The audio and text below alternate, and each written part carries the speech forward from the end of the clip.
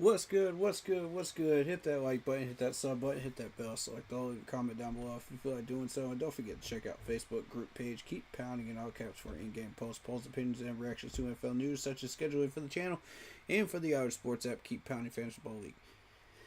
If you want to get your hands on an intro like the one you see on the screen, go check out Lindara Ty on Instagram.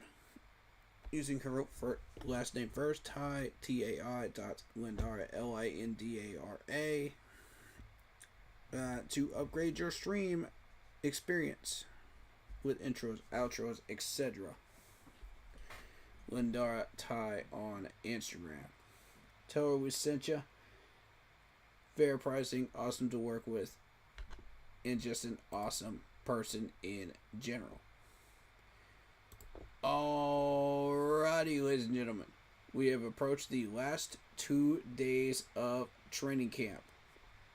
I was going to cover it yesterday, but some stuff came up, so I'm covering it today. And we're going to finish up training camp. And then we're going to plan a separate stream where we do the 2015 documentary for the Panthers.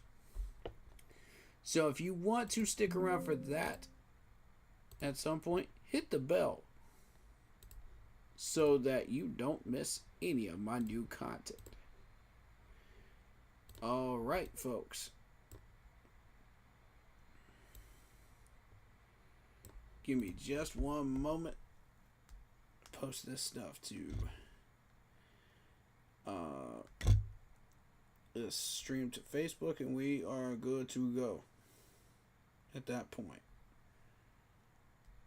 we get this thing rolling.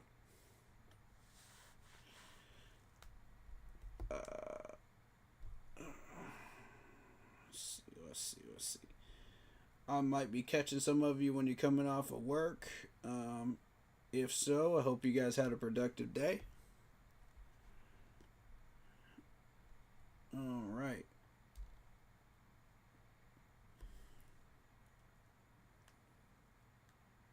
There we go, letting them know I'm live.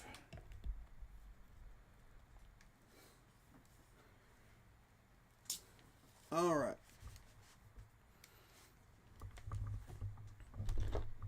So today was the last training camp live that they actually put out as well. I was just going to go find that.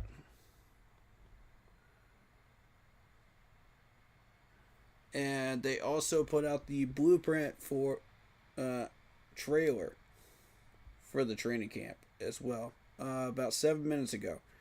So if you guys haven't seen that, and I haven't seen that either, we'll be checking that out. I want to try to do a lot of the talking that I can right now before stuff gets crazy in a little bit here.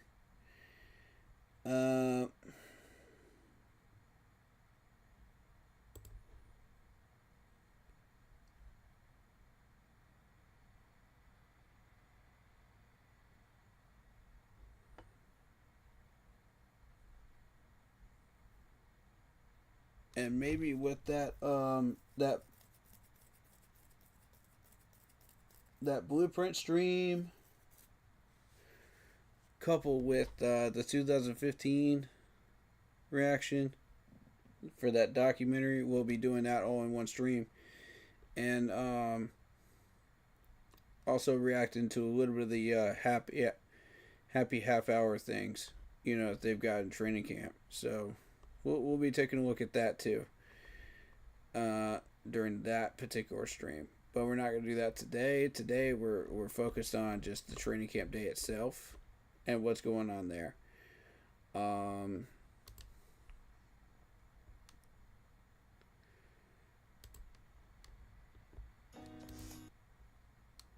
Okay, so we got that.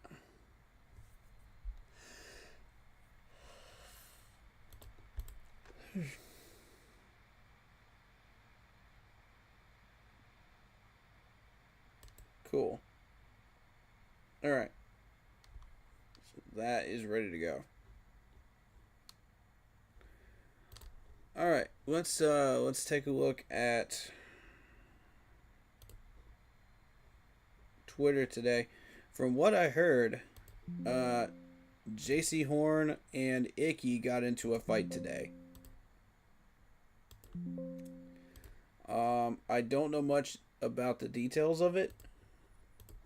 Like I said, I've been busy all day dealing with other stuff, so I have no idea what this is about. So we're gonna find out together.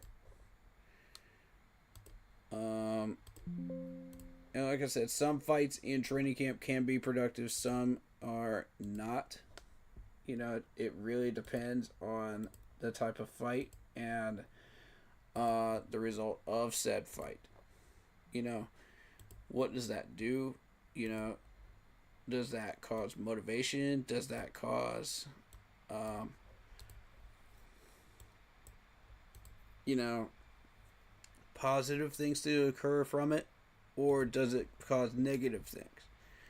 So we're going to find out which one this caused. And I'm not thrilled that this happened the last day of training camp, because there's no way to recover from said issue, and show that you have that energy and that spark in regular practice, after doing something like that. You know what I mean? So,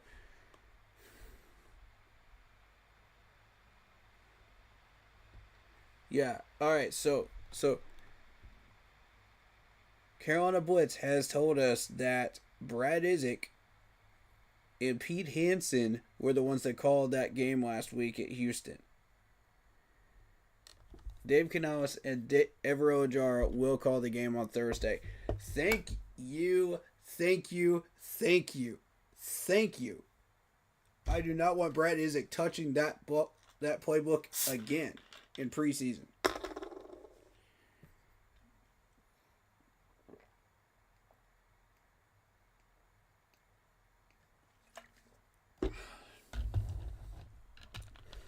I'm willing to give him one more chance.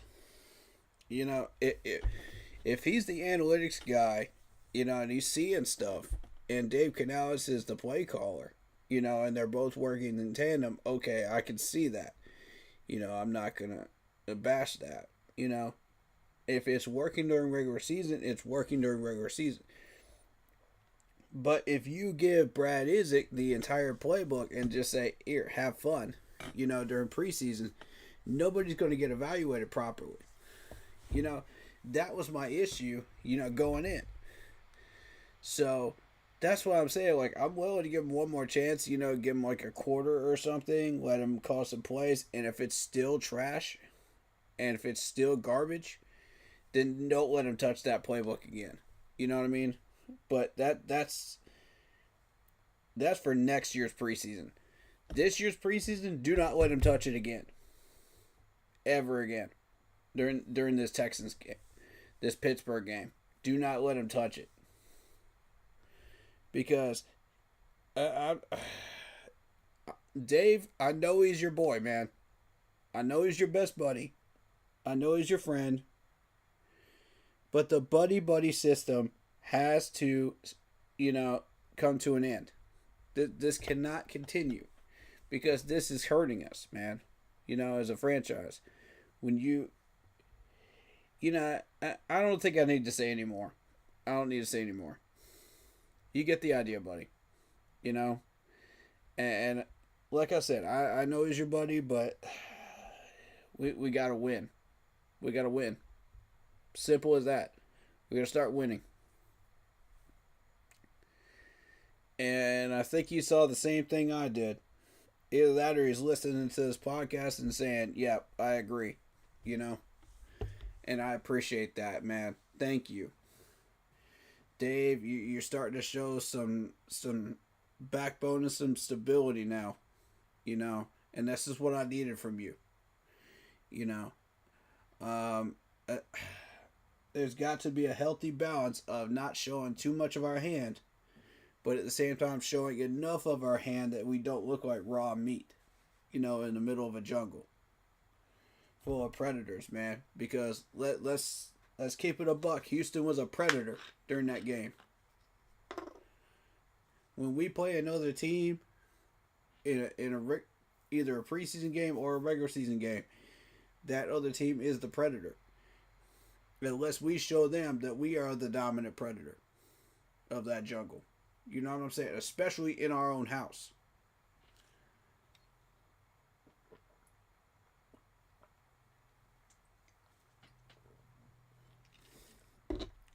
So that's the best piece of news I've seen all day, man. Thank you. Thank you, Dave. You made me happy with that. Now let's address this fight.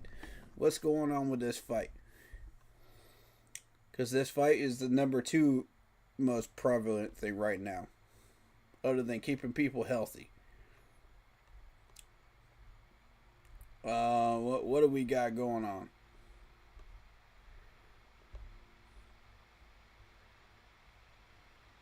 Also, elsewhere in the league, the Colts are naming Daniel Jones as their starting quarterback. I've also heard about a trade going on today. Either yesterday or today as well. So, I don't know what's going on with that. It's Mechie. It's Mechie. Okay, Mechie to the Eagles. Yeah, Mechie to the Eagles. And the Eagles are already a solid team, man. And adding a weapon like that is terrifying. The Eagles are going to be a problem, y'all. Philly's going to be a problem this year. If they manage to fix all their issues this year, that team is going to be fighting for an NFC Championship game spot. And I'm going to be real with you. We're going to be victims of it. So, let me mute real quick and take this phone call.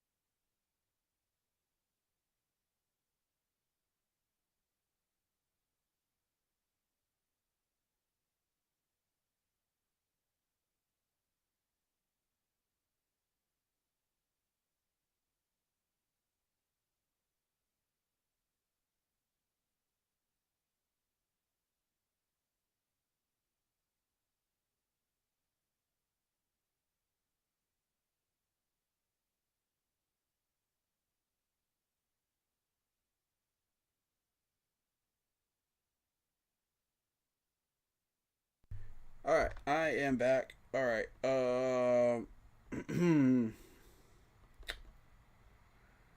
Sorry about that. I had to take that phone call. That was important. Okay, starters will not play in the final preseason game against Pittsburgh. Y'all note this now. Y'all pay attention to this. They ain't playing. So we've seen the starters already now. Now we got people trying to make spots on this roster. And I'm going to say this as bluntly as I can. These guys have got to fight for these spots. Fight for them. Don't listen to DJ Wanham today. Talking about some have fun. Have fun. Bro, you already had fun when you play in the game. Now, when you're trying to earn a paycheck in this league, you got to work, homie. You got to work. You got to earn these spots. And I'll try to tell you, man, the heat is on in that last week of training camp. These cuts will be brutal. They will be nasty. And if you are not turning that coach's head, you will be gone. Point blank, period. That Pittsburgh game is your last chance to turn that coach's head, man. If you don't succeed in doing so, good luck. And best wishes in your career. Because it ain't going to be with this team. But remember, Dave Canella said, remember what Dave Canella said now. You trying out for 31 other teams too. If you don't make it here, you're trying out for 31 other teams.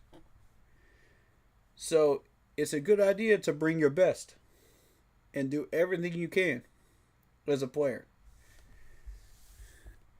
And I love y'all, man. I love each and every one of y'all that came through here, man, and is in training camp right now. And I wish everybody the best. You know what I mean? You know, put in 100%, man. Do what you got to do. You know, and work, man. That's what it is.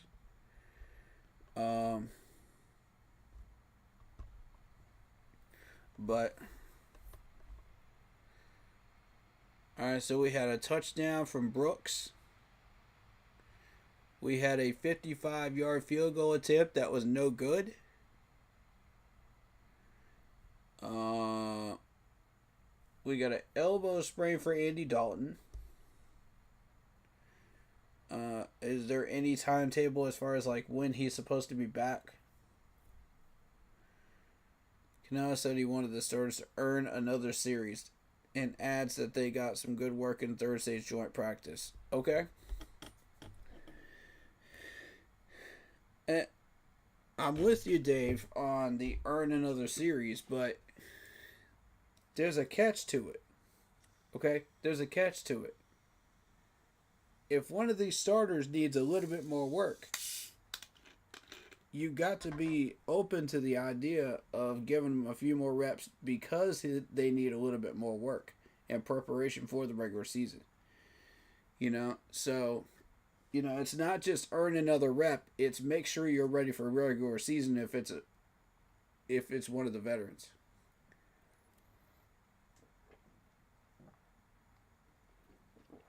So I'm going to make sure I reiterate that too.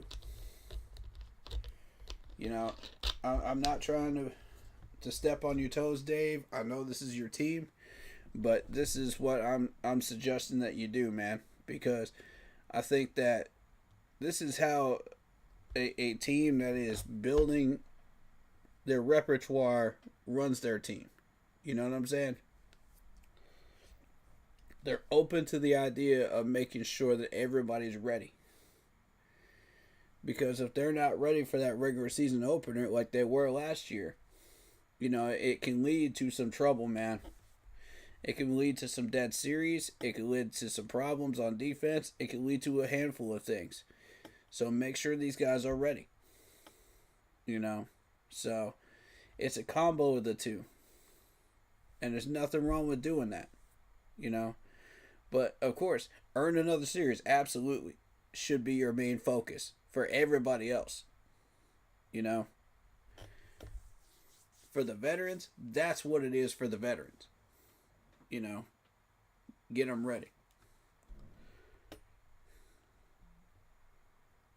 So let's see what's going on. We've got Taylor up the middle for 5, 2nd and goal. Palmer intercepted Arnett at the Carolina 14 and returned to the 6, 1st and goal. Oh boy. Jack Plummer got picked off, y'all. Oh snap. He got picked off by Jalen Smith while targeting Hunter Renfrow. Okay, so he still needs some work. That's why he's a third stringer. You know, so I'm not mad at you, but you still got work to do. You know what I mean? Blackshear in as running back for Carolina.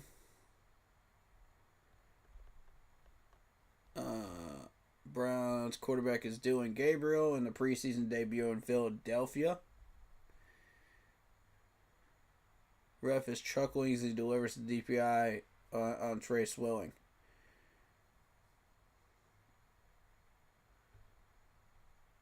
Are you serious? Nah. Help me out with this, man. Because the refs have way too much doggone power. They got way too much doggone power. Y'all coming in here saying, ha ha ha ha ha ha, you got defensive pass interference. Ha ha ha ha, we caught you. You know, is that what he's doing? Or is he just chuckling up over something else? You know what I mean? Like, because, like, yeah, Trey has been known to get into some issues with defensive pass interference, you know, as of the last game and now today. So, I mean, it's something to watch, you know, if you're Trey. But Trey has made a couple of good plays, you know, in that Texans game. So, I mean, I'm willing to overlook it. But you got to work on that, buddy. You know, you can't be doing that, you know, constantly. Fairbairn's 41-yard field goal puts the Texans up 10-3 going into halftime. Okay.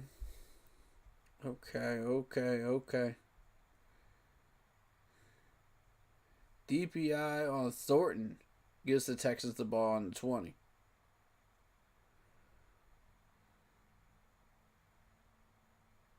That was August 16th. We're getting into the Texans joint practice stuff. And I apologize I didn't cover this. Penalty on Ja'Ray Carter. Ja'Ray Carter negates a strong ET and run. Alright, see, that's the stuff that we should have noted, you know, before going into that Houston game. Jimmy Horn Jr. in the field to punt. Fair catch at 46. Hospital ball to Renfro. Lucky the defender didn't just pushed him. No gain. See, that's what I don't like to hear. Even though it was on the 16th, this is what I don't like to hear right here. Hospital balls need to not happen. They need to not happen. Because you're going to get these wide receivers killed, man. I can't stress that enough during training camp. Stop the hospital balls, man. They're called hospital balls because you get put on a freaking stretcher, man. God dang, man. Plumber, we got to work on you, man. We got to work on you. This ain't it. Moore makes the catch, then fumbles, recovers by Kingston. All right, all these are the 16th. I just didn't cover these. I didn't see these on her Twitter account before now. So just bear with me. I'm going to get to yesterday's and today's very, very soon here. Hunter Renfro sighting and reception. Good for a first down. Okay, so right elbow will not return. Hold on, so the Panthers deal with it. Okay, so these are the game stuff. This is from the game itself, right? Houston game. That's what I'm trying to figure out. I think it was, yeah.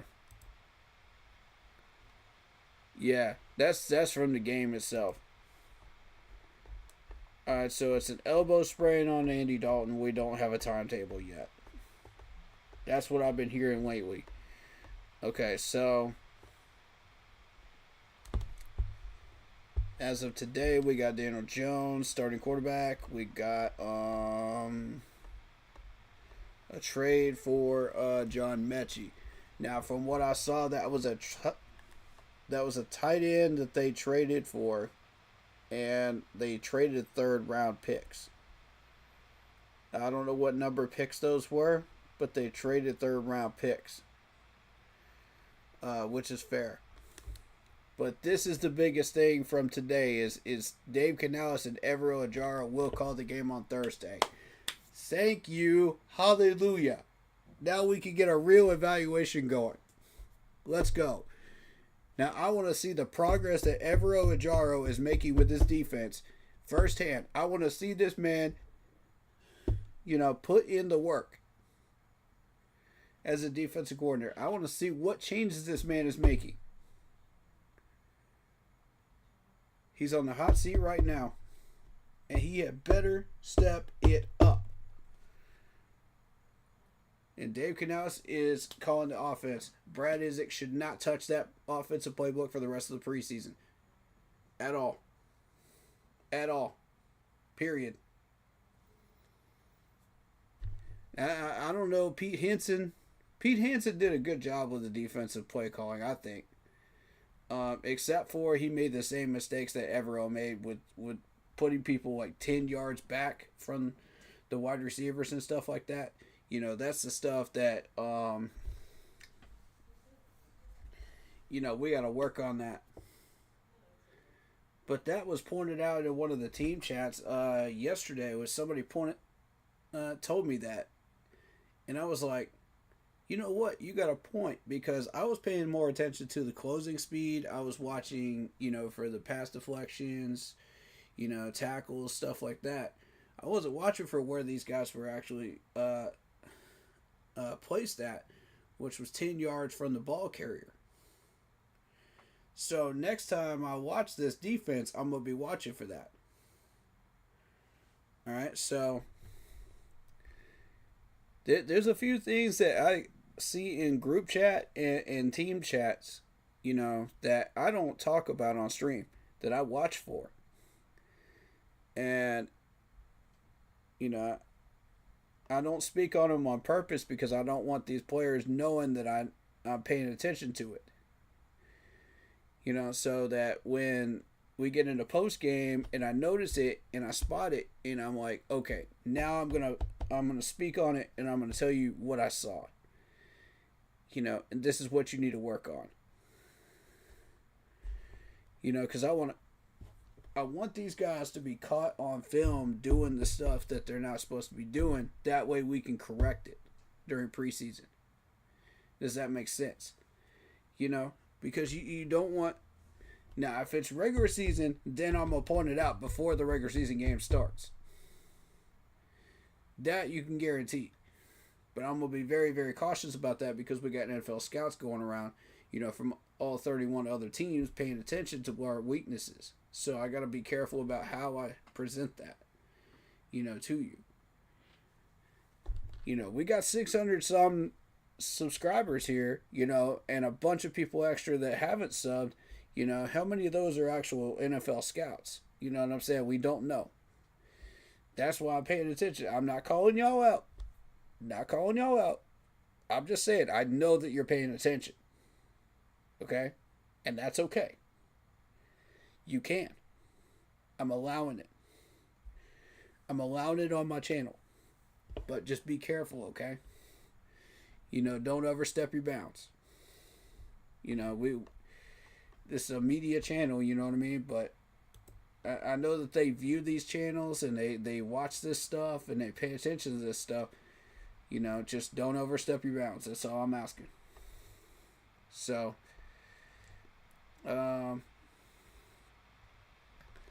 now, I don't feel like we're in panic mode at this point. I don't at all. I saw that stream title from Carolyn's Armchair stream. Shout out to y'all. They're live right now. But keep doing what you're doing. But yeah, I saw that title and I said, okay, let me make a point on that real quick.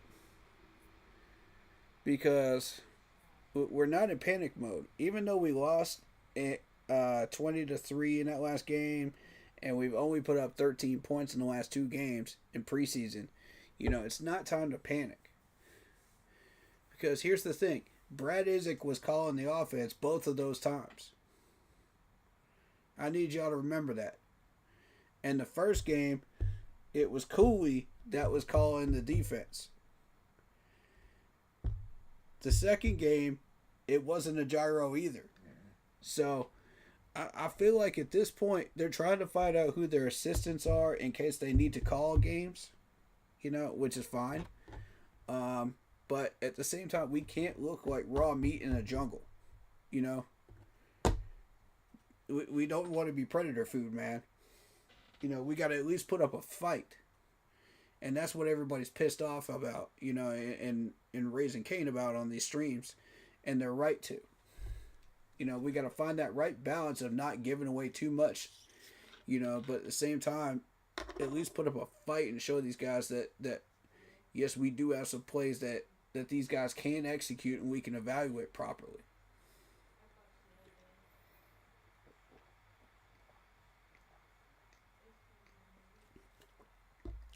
So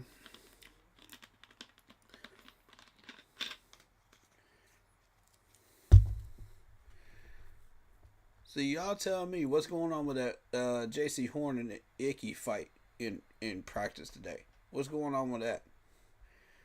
I heard about that, and I want to see like video footage of it. So like, we make sure these guys aren't throwing blows. You know what I mean? Because yeah, they can tussle it out and all that, but we don't want them throwing blows because that could lead to like issues with fines and whatnot like that. So you just got to be careful with all that stuff. But like I said, if it's a productive fight, in practice, it can lead to positive results, such as Cam Newton and Josh Norman back in the day. That led to positive results. It didn't lead to actual blows being thrown, And same thing with the fight earlier this month. It didn't lead to actual blows being thrown. But, at the same time, like,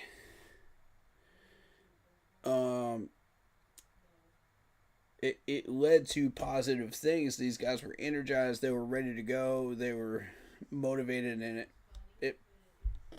they turned that energy into execution on the field. So that's good, Horn threw punches. I know that. Oof. Thank you, Lock Poppy, for that message. Yeah, that's not good. That's what you don't want to see right there. And even Cat Cravis said Najaro's on a short leash. There you go. So, I mean, like... Oh, Joseph Person? Okay, let me check that. Hold up.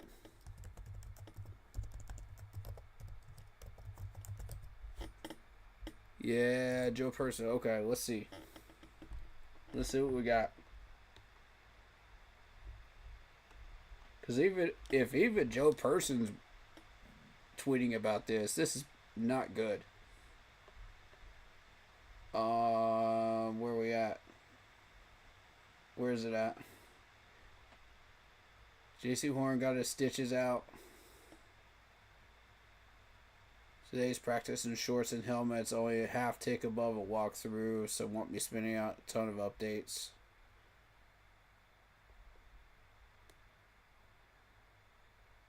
McMillan is out here but doesn't have his helmet on, participating in drills. Alright. So that's the 18th. So good to have J.C. Horn back, in full form, being able to play. So that's great. So let's hear about Nick Scorton now. Huge improvement for Nick Scorton. Running today but won't play on Thursday.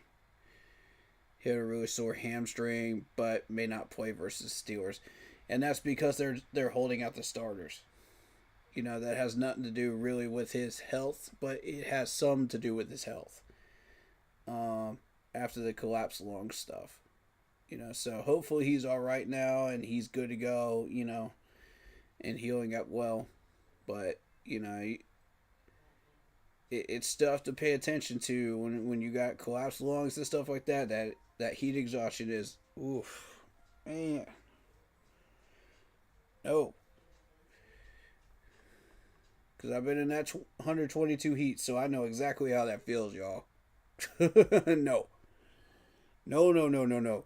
That training staff better be in overdrive on that. That's crazy, bro.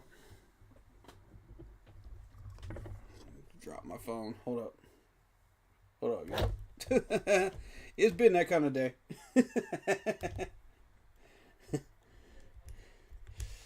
Alright. Let me set that back up. Alright.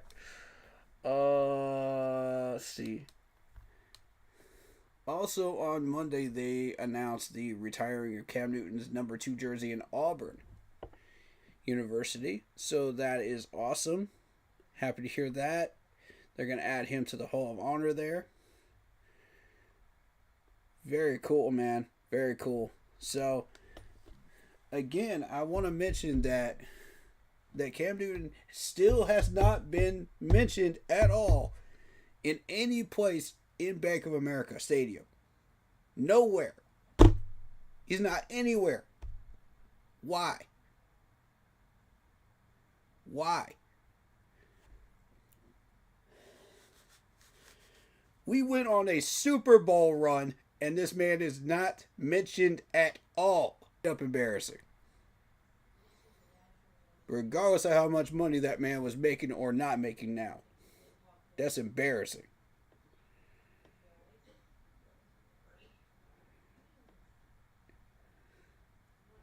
And frankly, pisses me off as a Panthers fan because he was just as much a part of that team that made that Super Bowl run as everybody else. Alright, no McMillan. T-Mac is dealing with a tight hamstring. Got you.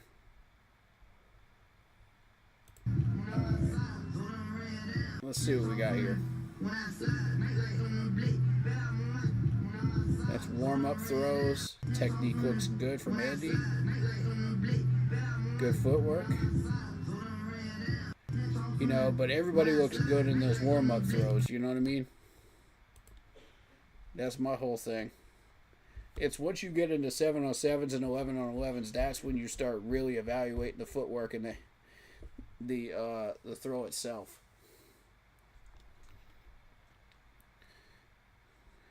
After the first portion of the team, Dave Canales had the offense run 2 sprints. He has not been happy with their execution of late. That's my head coach. That's my head coach. There we go. There we go. This man's making them run sprints. I like that. We got a man at head coach right now. Yes, sir. I love that.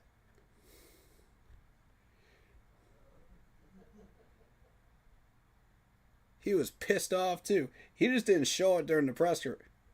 He didn't show it on the field, but that man was pissed. Yeah. Yeah, y'all didn't know. Now you know. Now you know. Y'all wanted to see him show some emotion? He just did by making him run sprints.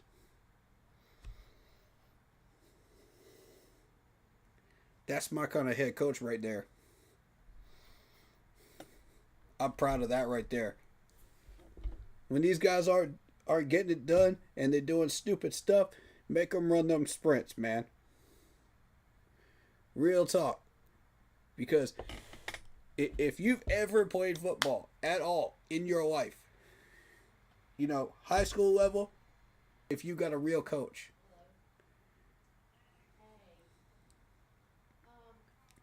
they will make you run those sprints because they know that it builds character.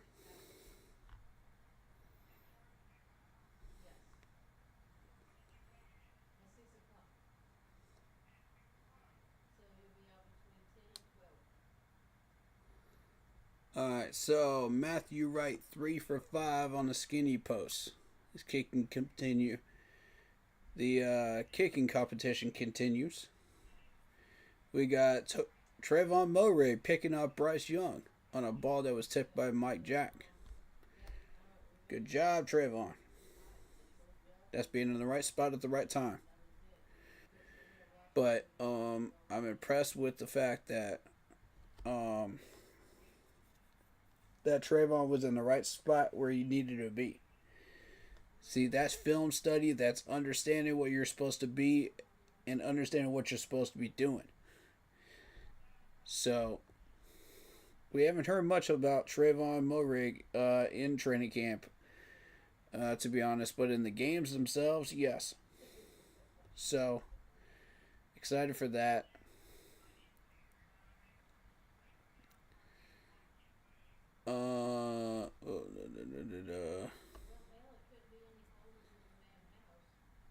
Jalen Coker with the touchdown catch from Bryce in the corner of the end zone. Red zone drills. Good. Very good. Love to hear that.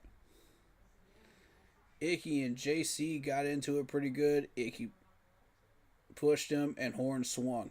Oof. Oof. Okay, so we learned a little bit more about that. Practice ends after the defense wins in the goal line drill. Kept Bryce Young and company out of the end zone.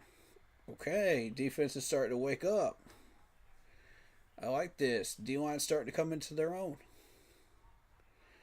Temper still flaring after practice between Icky and J.C. Horn, Chuba Hubbard, and Nick Scott. Austin Corbett did his best to keep the peace. Okay, so after practice? Hold up. After practice? They're still going after each other?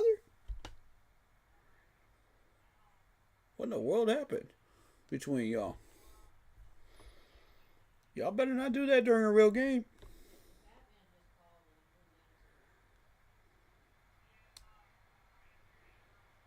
Trying to push these guys to the edge. They went over. Nah. Dave Canales, you didn't push these guys to the edge. They pushed themselves to the edge. And Tippers flared over. That's what went over there. That's what went on. Dave, that wasn't you. You're supposed to be pushing these players. You're supposed to be putting the heat on them, last few days at training camp. That's what that is, man. Because we got to iron sharpens iron. We got to figure out who's going to make this 53-man roster. So I don't see a problem with that, on your end. You're doing what you're supposed to be doing, coach. It's these players, that get into it during training camp, and that happens, bro. That does happen. So,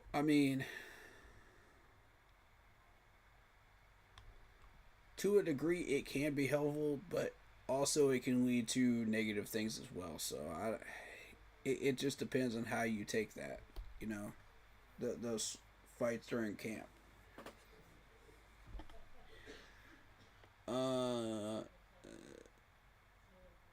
Dave says Tommy Trimble's on track to play week 1, but will have to progress to the physical stage of rehab, blocking, hitting. Okay. Damian Lewis with a shoulder injury, so it's not a serious shoulder injury. Joe and Coker will play against Pitt.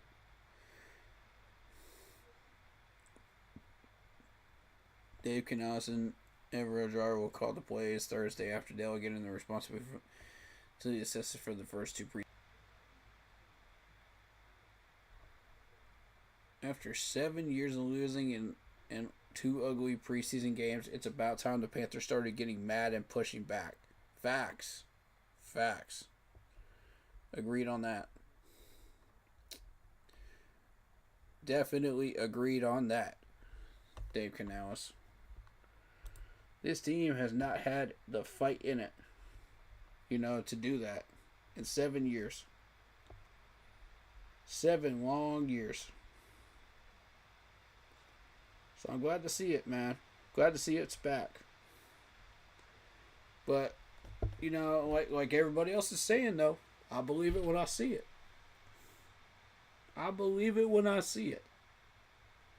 Y'all can talk a whole big game. Y'all can hype up this team. Y'all can do all kinds of of media coverage and all kinds of nonsense. But when it comes to the nitty gritty games, man, you'll know whether these guys are fighting back or not when they step out on that field. You'll know. You either they'll either push back or they will get run over.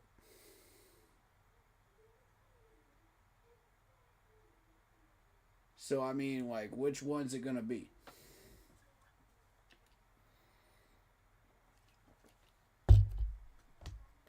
I want to believe that we're gonna be putting some fight in these guys, man. You know, I want to believe that we're gonna be doing something, man. But you got to show me. Team source felt Frank Wright never truly bought into Thomas Brown's plan.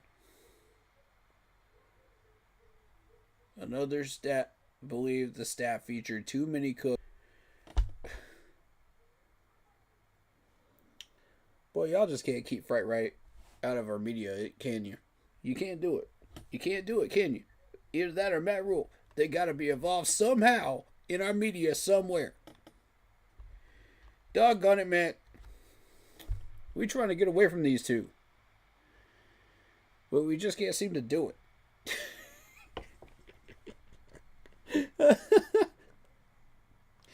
Oh, shoot. Okay, so one team source felt Frank Wright never truly bought into Thomas Brown's plan. All right. Remind me again, who was the head coach between these two? Remind me again. Because I seem to have slipped into the twilight zone where we thought Thomas Brown was leading this team. Who's head coach again? Frank Wright? I told y'all, man, puppet on a freaking string. Puppet on a freaking string. That was Frank Wright. That man never truly had control of this team, and it showed several times over. He never did. So now it's Thomas Brown's plan. Oh. So we're not even going to show ownership over our own team and our own screw up. Frank. That's what we're doing now? You're having a player or another team source person, we don't even know who this is, saying that Frank isn't even owning up to his own BS? Excuse me?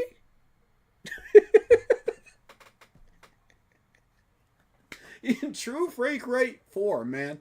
In true Frank Wright form. This man does not own up to his own garbage. And his own... Oh, man. Wow. And Wright says, I don't know if that ultimately ended up being fair to Bryce. You think? You ruined his rookie year because of you.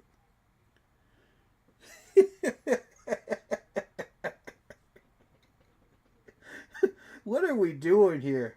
I can't with these comments, man. Like, so now it's Thomas Brown's plan. It never was Frank's.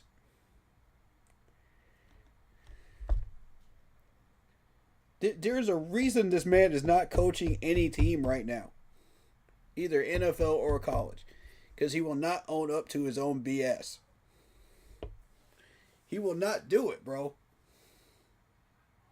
He always pawns it off to somebody else and says, oh, because you failed, now it's their plan.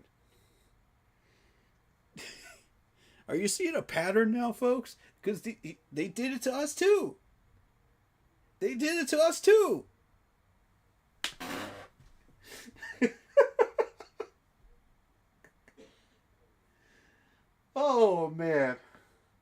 I'm so glad we're done with that circus, man.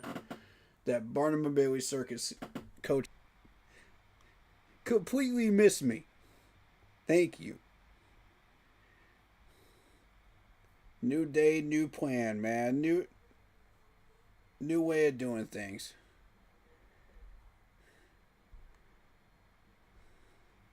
And even Cat Crave has ever on a short leash, man. Who wrote this article? Dan Tana. All right, that's a new name.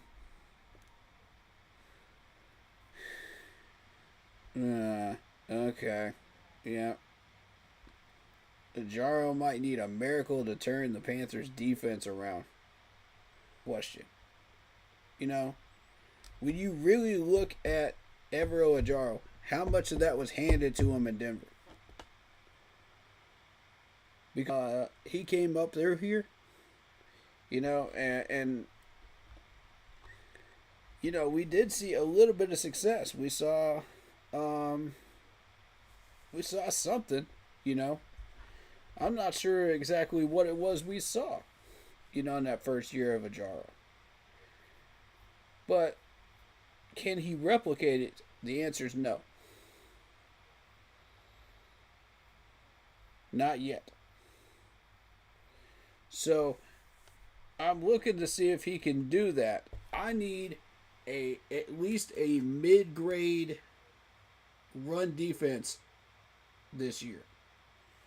And that's taking all of these players, all this weaponry on that D-line. We put money into this D-line for you. That's on your merit. We got love for you. We got respect for you. But you got to get the job done. Bro. The buck stops right here.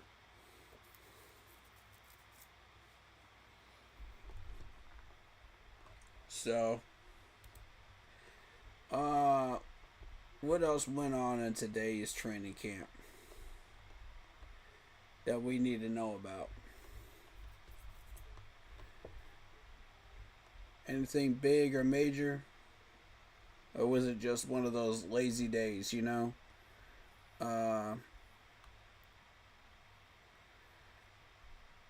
Panthers extend final practice building physical and I did hear something about that.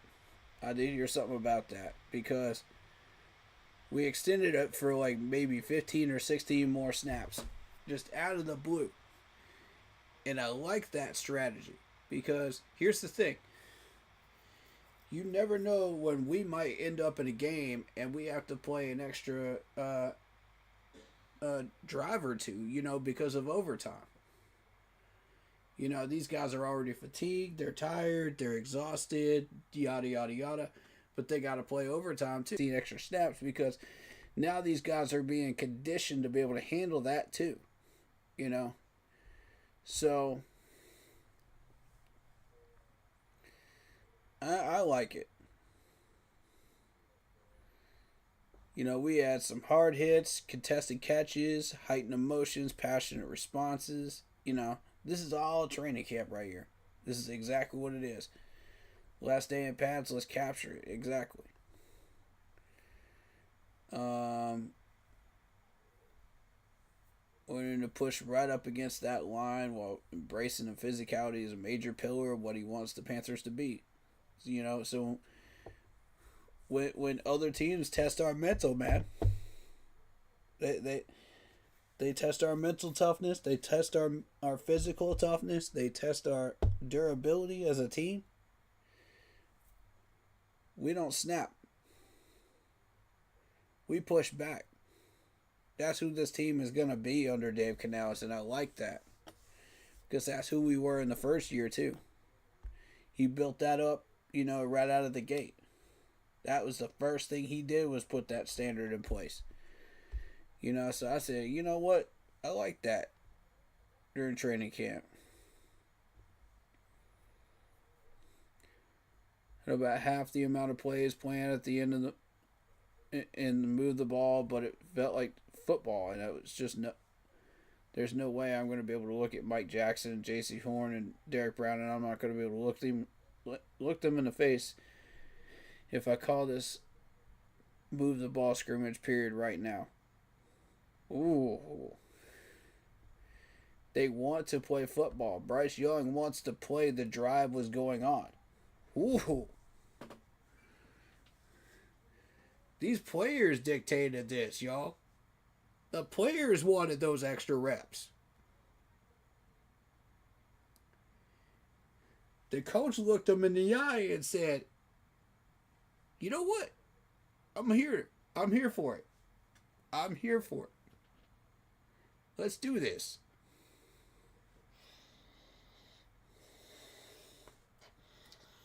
Yeah.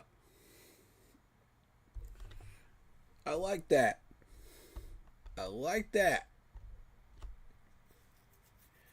This team is building character, y'all. This is good. That's a good thing. That's a very good thing when you see that right there.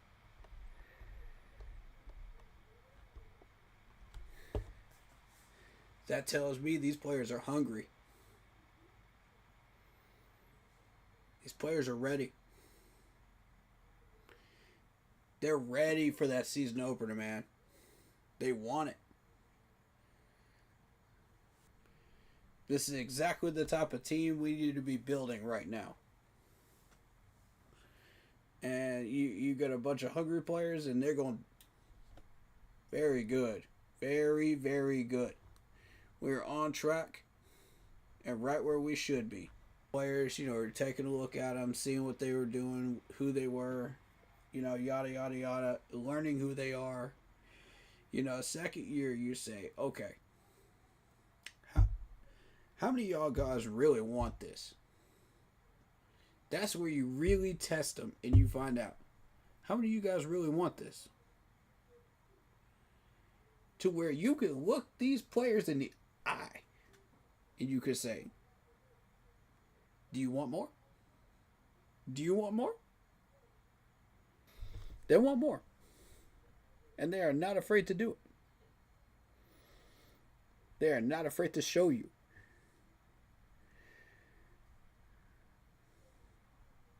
Yeah. Mentally, emotionally, we're right where we should be. Hungry, angry, pissed off as a team, and ready to fight back. This is what I want. This is what this coaching staff wants. This is what we all want. But we can't be throwing blows, man. So, the energy he's coming in with the hunger, and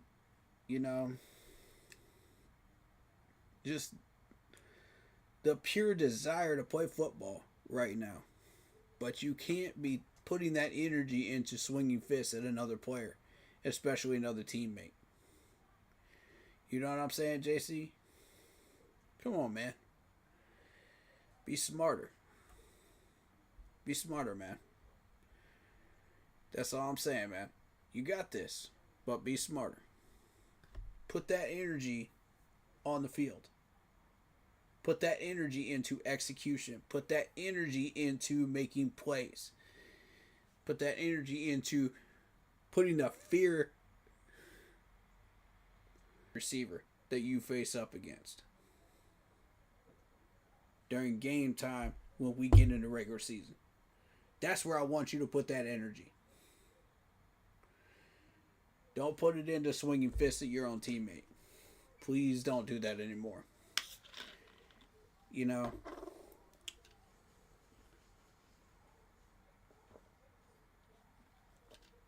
I understand there's going to be some pushing, some shoving, and some, chitter chatter back and forth. That's normal. But, as far as like fighting energy, put that into execution. That's why Dave Canales had y'all running some laps today, too. Is that junk right there. Icky. Because this is not the first time I've called out Icky for starting some junk, man. Come on, man. Like that man's got some anger issues or something. For real. I don't know what's going on with him. Cause like literally, this is not the first time I've literally talked about him getting into some fights and junk like that. So whatever it is, man, figure it out. Because we got games to play and we got games to win, brother. We ain't got time for that nonsense. So anyway, I just I needed to clear that up and talk about that because that was important enough to discuss. Um, well, yeah. We had Austin Corbett and Bryce Young swap roles for one play. So Corbett threw a pass just for fun, I guess. I don't know, but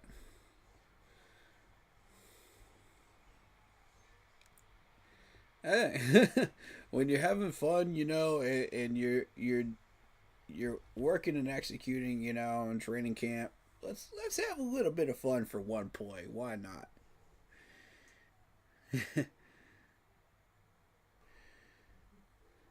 So you never know what could happen. You want to have stuff like this in your back pocket. That you don't normally do. And you can only get away with it once during the regular season because other teams are going to have it on tape. I just want to mention that again. I said the same thing about Johnny Hacker. I said the same thing about that little trick play that we did with the punt. During the first game. Make sure that we are aware that other teams can see this on tape and use it against us if needed. If they know about it, you can't do it because they will find a way around it.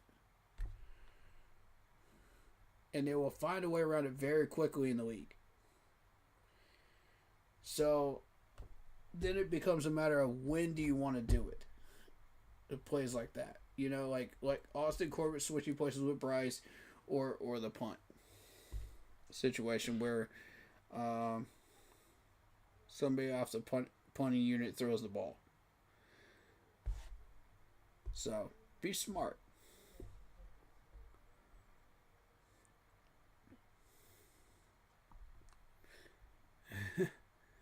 But I think that really was just for fun, though. I don't think they'll actually do that during a game. I don't. I don't see it.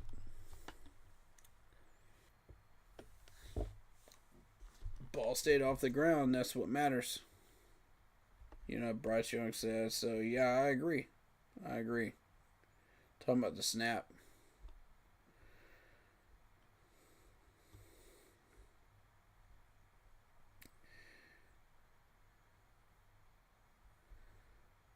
Uh,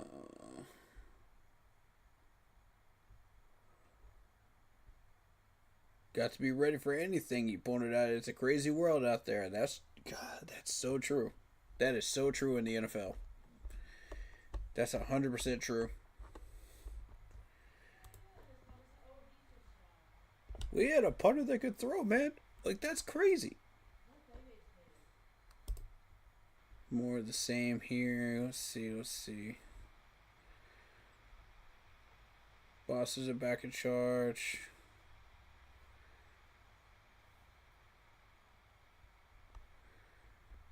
Can I say? Okay. Starters are not playing. Gotcha. Kanata said it may seem weird to people you're not playing the starters, but you're calling it. But again, it's for he and I just to continue to find the sequence of winning a game by of striving of making adjustments and utilizing the new information that the guys have. No, Brad.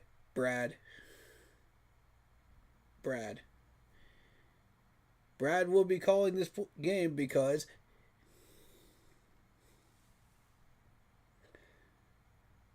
oh wait, he's not. because he did a terrible job during the last game. So, Dave can now stop making excuses for Brad Isaac, please. What we have seen in games 1 and 2 are unacceptable.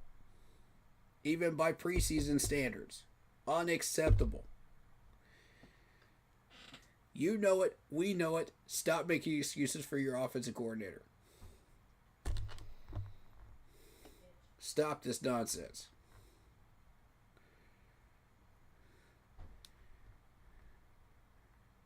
You know, it's not this nonsense of finding a winning sequence of a game or striving and making adjustments, utilizing for new information the guys have.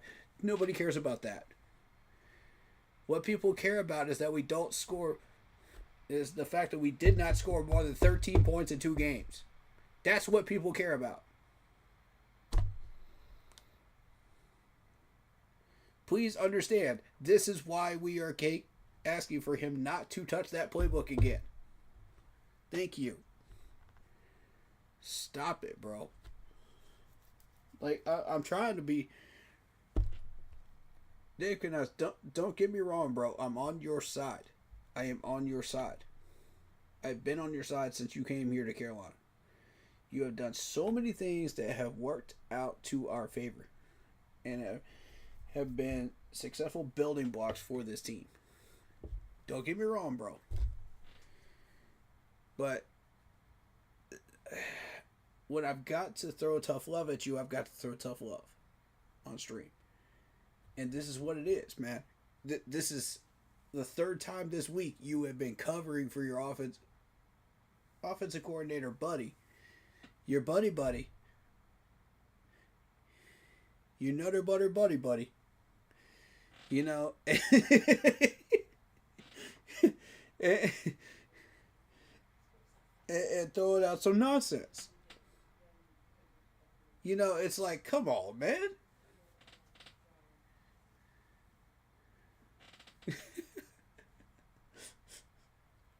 For some reason, I just keep picturing these two as kids just eating Nutter Butters on a street corner. I don't know why. But anyway. But, yeah, you got to stop making excuses for your buddy, man. This is not it. When you're blaming players for his garbage play call execution, I mean, how many draw plays can you call in freaking 15 plays, man? I think Brad Isaac set a record. Jeez, man. Like, it's... What were you expecting? These guys were in the box the whole freaking time. You expected the rushing yards to go up? Ding dong, hello. It's a running back. If he cannot find a gap, he will be stopped at the line like a brick wall.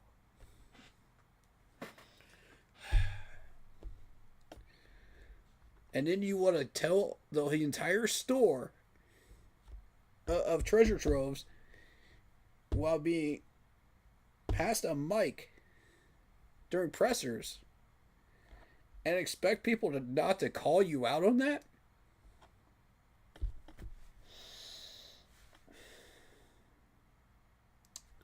Boy, would I tell y'all, don't give this man a mic. Don't do it. Don't do it, bro. It's the dumbest thing you could do. That is the dumbest thing you can do for your offense right there, is give Brad Isaac a mic and let him take Q&A.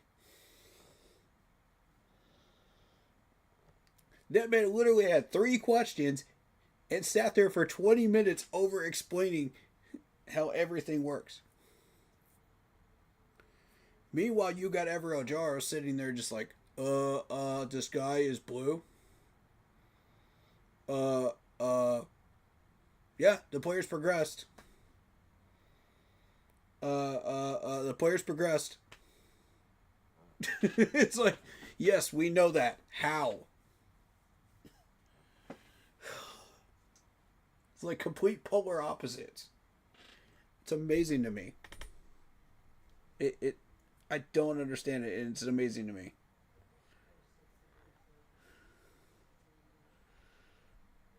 That's crazy.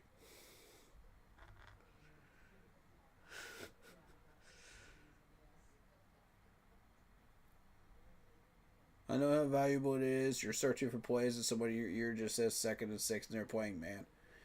Boom, you got the right call, and for me, just added the value for Brad to what that feels like to know that's when the information is appropriate. That here's how to sequence these. Bro, he doesn't know how to do that stuff, man. He doesn't know what.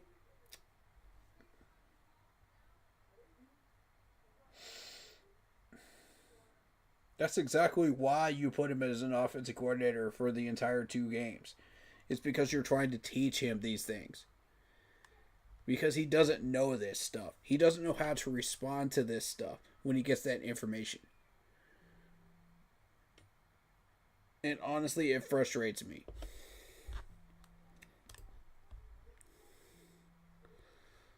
Let me get David up in here because I want him to weigh in on a few of these things. Hold up.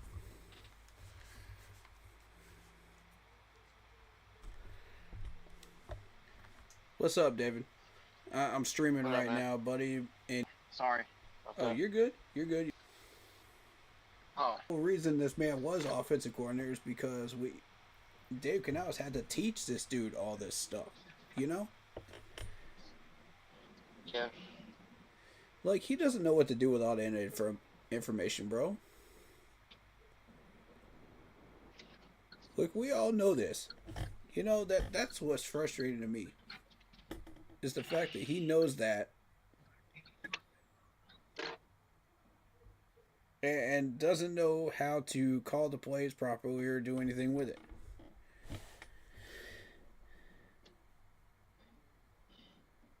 I just want your take on it. What do you think? I think Dave Canales is trying to show him the ropes and just trying to let him learn in the preseason, which I don't know if that's a great idea, but because we noticed that Brad Isaac and Cooley have been calling the plays the past 2 games. Ajiro and Dave have not been calling them at all. That's my take on it. I don't know if that's and they're gonna be calling the plays for the last game. Ajiro and Dave Canales. It's like a double-edged sword. It could go good or go bad, because right. I feel like the defense will take a little bit of a slight nosedive because of Ajiro. But I think the offense will take a step forward because you don't have Brad Isaac calling them. That's my take on that right there. What do you think?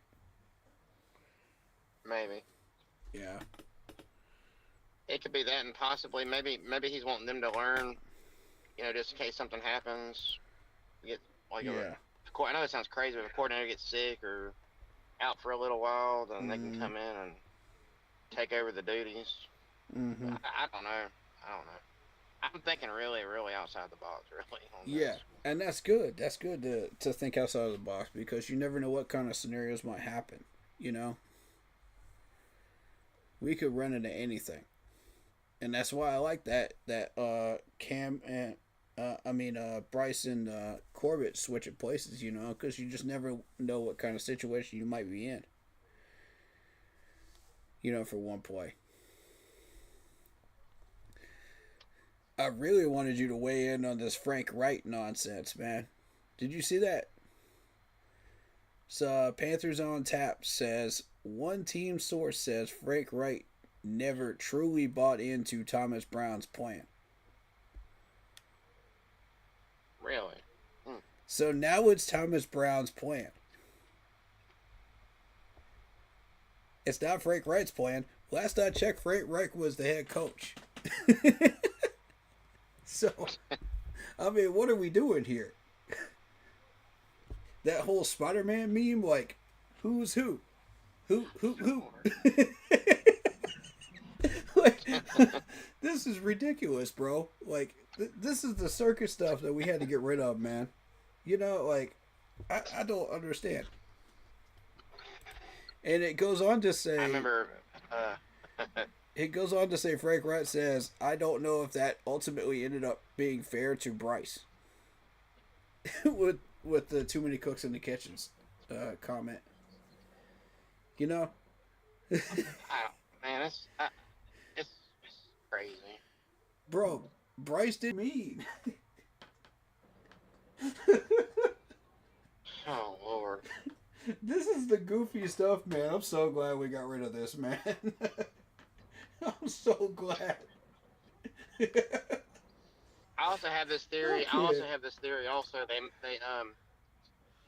that they're hiding the playbook of what we're gonna run come week 1 when we face the Jaguars. But oh yeah, I could be wrong about all of it. I could be wrong about all this. But they had about 75% of that playbook, before regular season.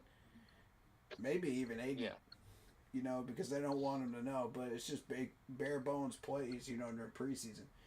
But even that, Brad Isaac failed to call correctly. But see, like there's a good thing about hiding the playbook and a bad thing. The good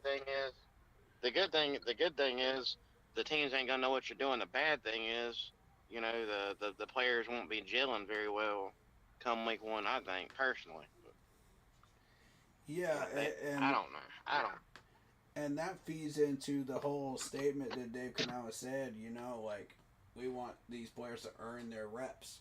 And I'm like, yeah, you want them to earn their reps, but these starters have to be ready. It's a different animal when it comes to the starters. Yeah, I really think he should play the starters a little bit this week, but I know he's not, but he should. Yeah, like 2 series maybe, and just see how it goes. Just make sure they're ready, and then be done with it. I mean, I know he's. I know he's you not. Don't want to risk injuries, should. And I get that, But 2 series just to see if these guys are ready, and there's nothing wrong with just giving them some extra reps just to be sure, That's what a wise coach would do, But at the same time, you want to check injuries and make sure that these guys stay healthy too. So I get that. That's a really, really fine line. But if a few players, and the starters need some extra work, then let them play for a couple of series. Oh, we got in the third game. We got some news going here. It says I didn't know anything about it, but apparently there was a fight that broke out in the final practice of preseason. Yeah, JC and Icky. And Icky's been known to be hot-tempered, and starts some nonsense. So I'm not surprised about that. But JC swung on him. Oh, goodness. And that's what you don't want, That's not good. Yeah. I mean, it's good. It's good to get a little heat. It's good to get a, I know they're wanting to play the real games. I understand that, but yeah, there comes a barrier of how far that goes. Especially our own players. That's not good. Yeah, and what I also noticed was Dave actually made him run sprints, man. The offense, he made him run sprints. Oh, okay. Yeah. I'm looking at that like, yeah, that's a good thing, man, because that builds character right there. Yeah, that's good.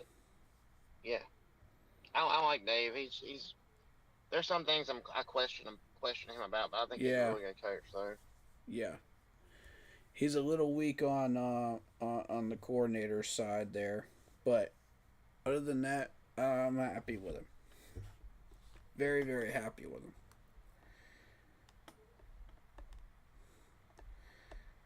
have you covered Bryce Perkins on the stream yet? No, I haven't.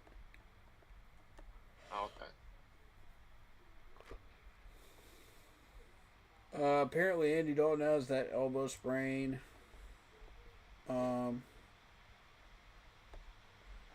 So yeah, let's talk about Bryce Perkins. Okay, so this is a 6'3", 214-pound quarterback from Virginia. He was doing You a know lot what the of funny work. thing is? I found out. I was gonna say this right quick, and I'll let you talk. Yeah. I found out something really funny, very interesting about this Bryce Perkins guy. You know what's crazy about it? He What's up? actually he came from the UFL, but he came from a team called the Panthers in the UFL. I thought that was pretty interesting. But just That's want to throw that wild, out man. there. For signing with the Rams as an undrafted free agent in 2020. So he got a Super Bowl ring with the Rams. He has officially 161 passing yards and 90 rushing yards in the league.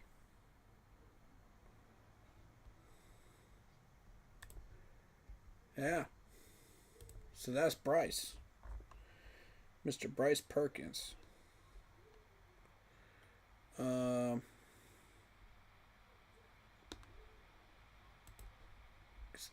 Is Ganoa? Yeah, Ganoa is Giants. Okay.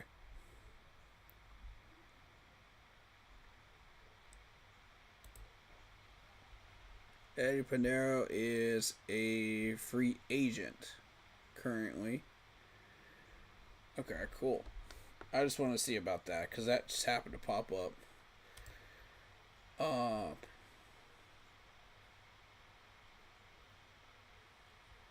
But yeah, I've learned enough about Bryce Perkins that I can confidently say I know enough to say we did a good signing there and he should be alright.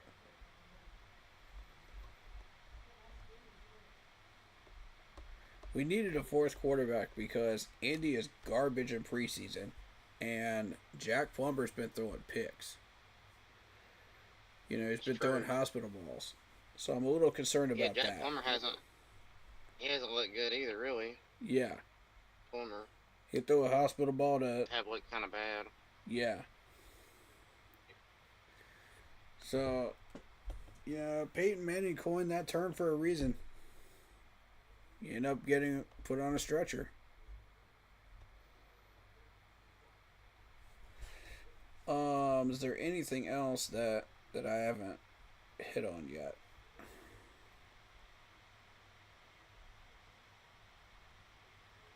Oh yeah, I meant to tell you, Cat Crave even is putting Evero on the hot seat now. We got a writer from Cat Crave.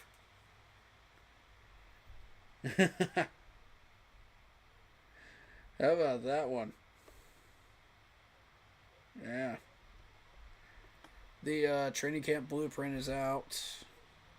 We'll check that out. The trailer for it, anyway. Oh, cool. Yeah. I don't see any footage from today. Anybody got any footage from today? Off of Twitter? Daniel Jones will be the starting quarterback for the Colts. So, yeah. Aaron Rodgers is not playing this Thursday. Yeah, we're not playing our starters in this game against Pittsburgh. Yeah, but apparently Pittsburgh isn't either. Apparently not. Okay, so we got a video of Trevon Moehrig with catching the pick. Let's check this out. Ooh. He slightly overthrew his wide receiver, and Trevon was there to catch the tip pass. But it was to the right side. Yeah. Mike Jack was the guy that tipped it. So, good job. And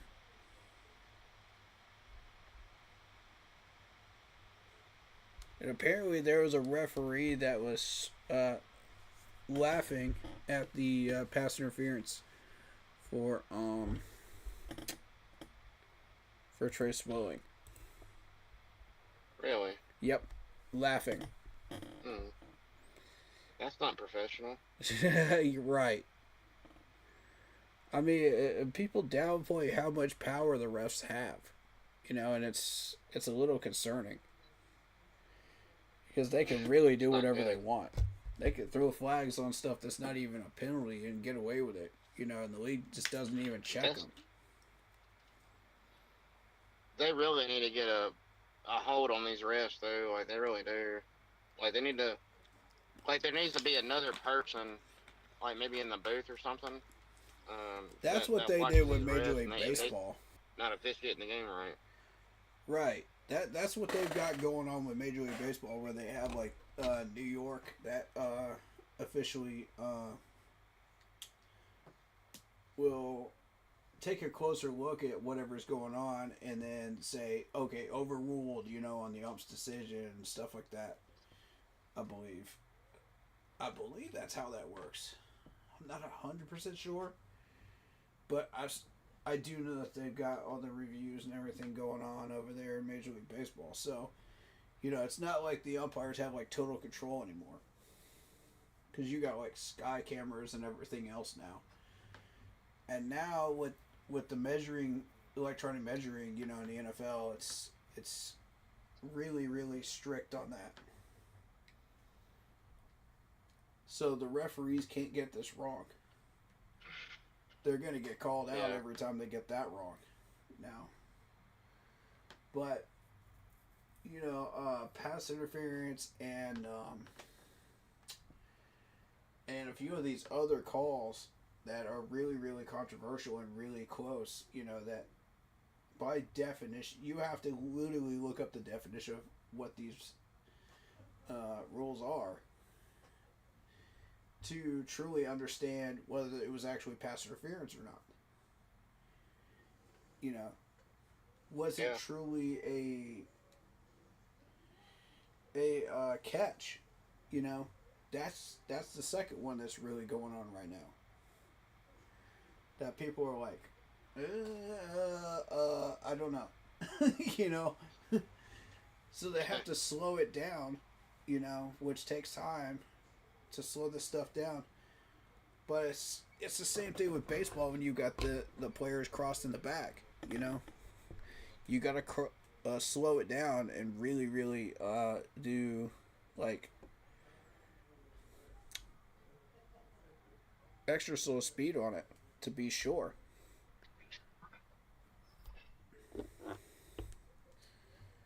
But with the NFL, you got certain specific things that you have to do in order to make sure it's a catch. Like you got to come down with it. You got to get your feet in bounds. There's certain specifications. Whereas with baseball, you just have to put your foot on the back. So it's a lot more complicated in the NFL with some of this stuff. So I get where people are kind of really frustrated with that and can't. Yeah, they do. So I don't know. Let's see.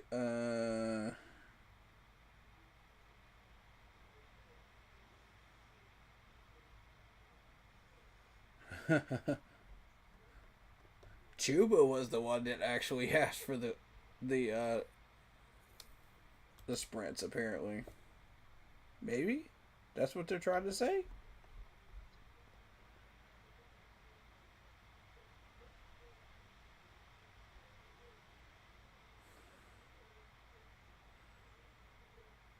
Oh, Chuba did it. Okay. Chuba showing some freaking backbone. Look at this. Non-focused, do your jobs. Austin Corbett said. Of the impromptu conditioning. Just wanting to tighten things up. Now see, that's a leader right there. That Chuba's a leader. I like this.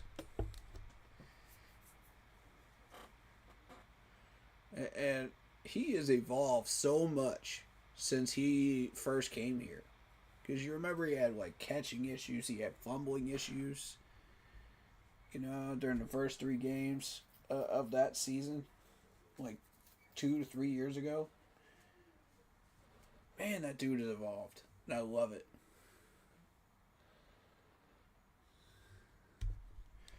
How do you feel about Chuba right now? I love it. I like Chuba a lot. I think he's really excellent back. One of the best in the league. He sure is. He's holding these guys accountable, man. It's beautiful to see.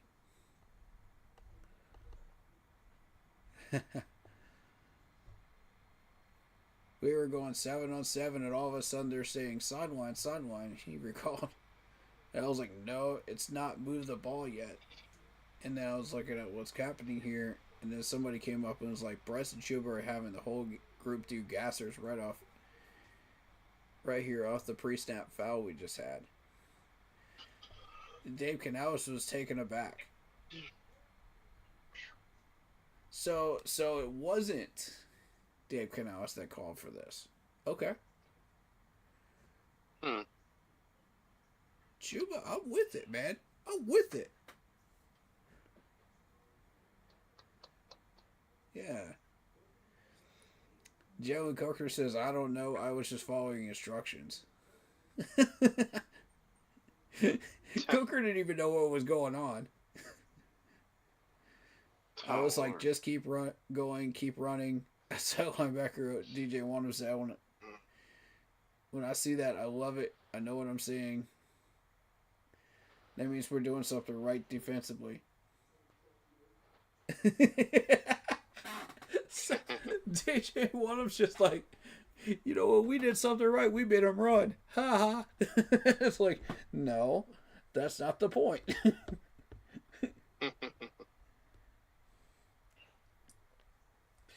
Corbett said, it's a great point, unless you're fat. Oh my gosh. Agree. It was just one quick sprint in the middle of practice and at the end of training camp. But it was also a sign of what Canales has been looking for. He wants a player-led team where the locker room polices itself. Where the guys are looking after each other. He doesn't have to. Yeah. But it is ownership. It is. But you have to be your own coach, too. You have to do stuff like that, too. So, yes, it is a standard. Yes, it is a cultural thing. But, we want the coach to do his thing, too. So, if he sees something that the players aren't policing themselves on, and he needs to point it out.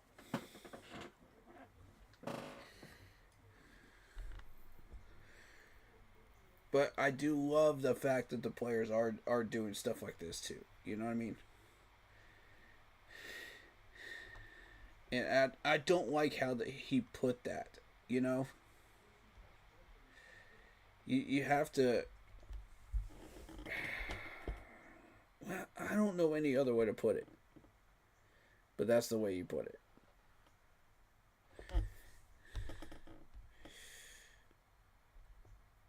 You gotta hold the other guys in the locker room accountable. That's really the best way to put it. And that's what Chuba was doing. So that's great.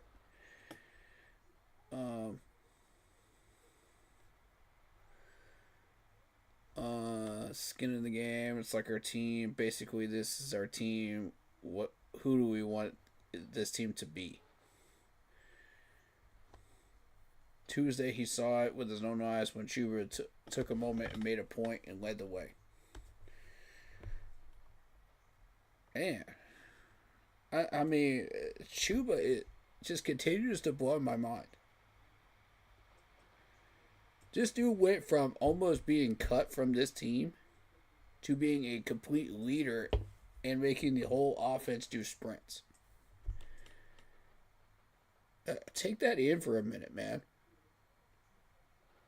Take that in for a minute and just appreciate that.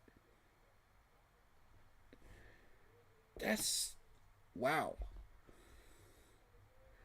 Like, I'm mind blown by Chuba.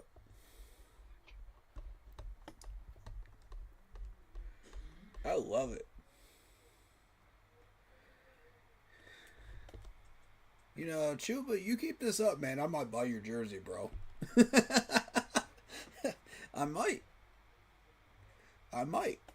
Keep doing what you're doing, bro. That's crazy, man. Like, of all the people on this team, would you have expected Chuba to be the one to do that? That's wild. If you were talking like 2 to 3 years ago, when this dude was having fumbling problems and catching problems, would you have expected Chuba to become this? I wouldn't. Nah. I would not have either. I'm gonna be honest. I wouldn't. Because I knew there was something in him at the time, but to see him do this is that next step forward for him. That's amazing.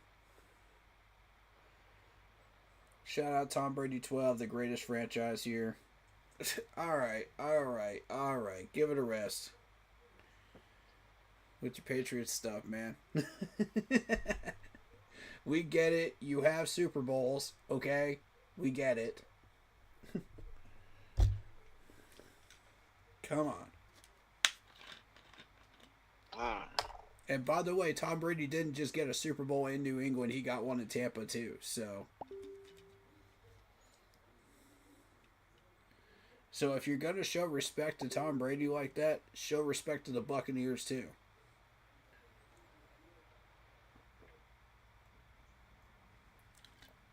Every Buccaneers fan out there, thank you. You know, like, if Tom Brady had never come to the Buccaneers, they would not have gotten a ring. They would not have gotten a Lombardi. Let's be real. It would not have happened in the next 20 years. You know it. I know it. Everybody in this audience knows it. Let's just call it what it is. You know?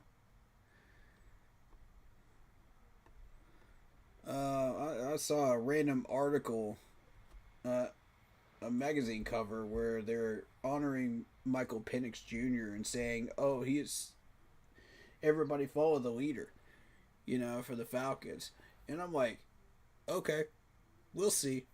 We'll see. We'll see.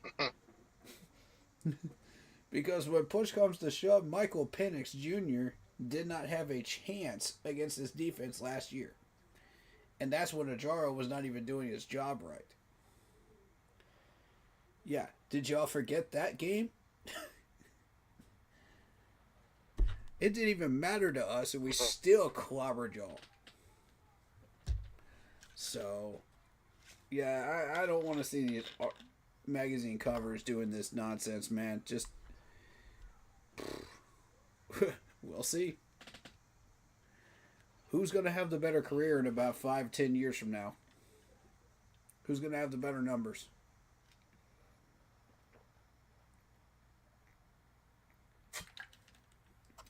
You know, once we have fully established ourselves, which we are almost there, then you can make a proper comparison.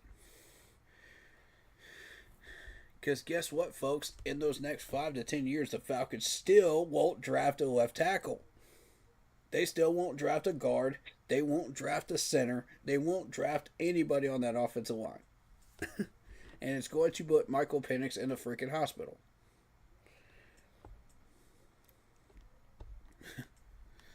So I don't want to hear about, oh, how the Falcons have a better quarterback. Man, please. Miss me with that. I'll tell you one thing. They sure don't have a better GM. Right. I don't like him. He looks like the guy from the God. He looks like he'd be casting like the Godfather or something. You know, like that big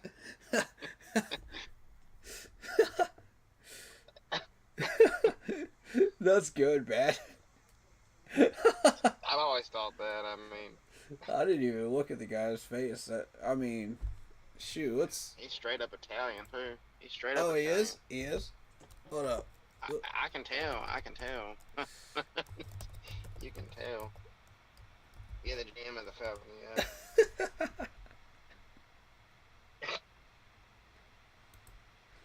Okay, so the new GM for the Falcons is this guy Oh, they right got a new here. one. Okay. Yeah, Terry okay. Fontenot. I'm talking about the old guy. Not him. Not him. Oh, yeah, the old guy, the former one. Hold up. The older one. Yeah. I believe he was with the Falcons. Oh yeah. Thomas Dimitrov. Yeah, Thomas Dimitrov. No, not him.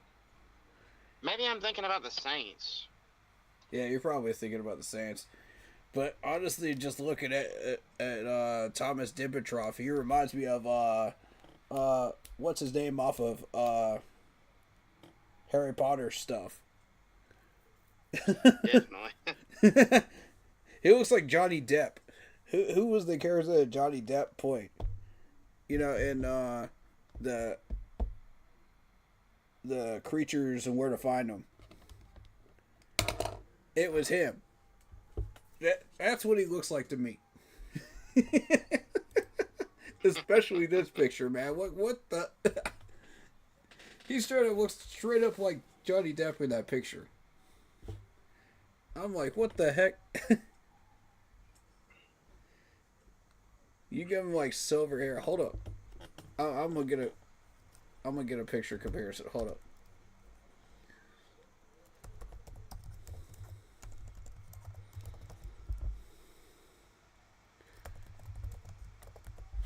Yeah.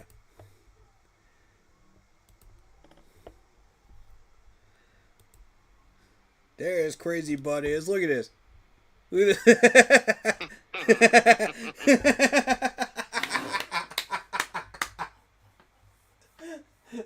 Doesn't he look just like him? I'm saying, bro, like what? That's crazy.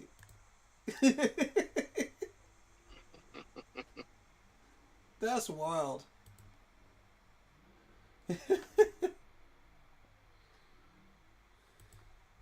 Oh my god.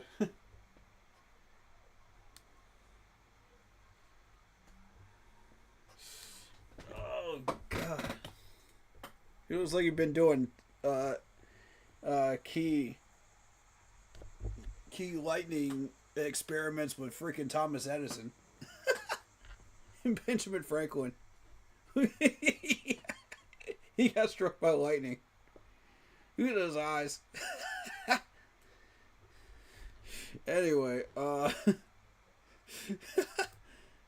back to the freaking content.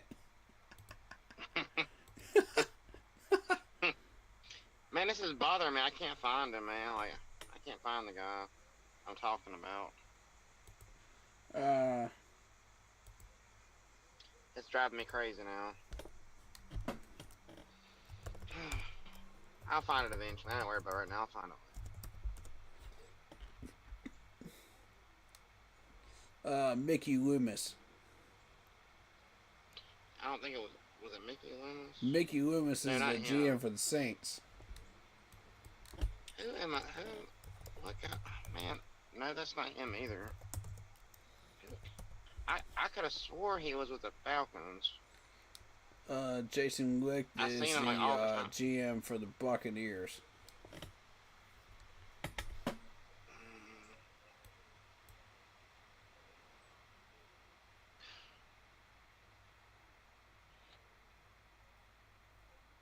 But I don't know.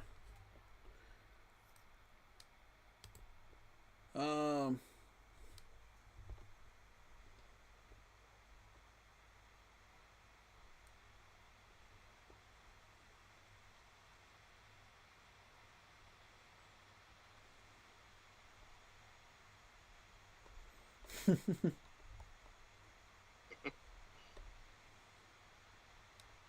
don't know. Sorry about that. I'll figure it out later. I know I'm not crazy. I just can't. Oh, I you're can't good. remember You're good. what team he's on, but I can't remember. If I seen his face, I don't know who it is.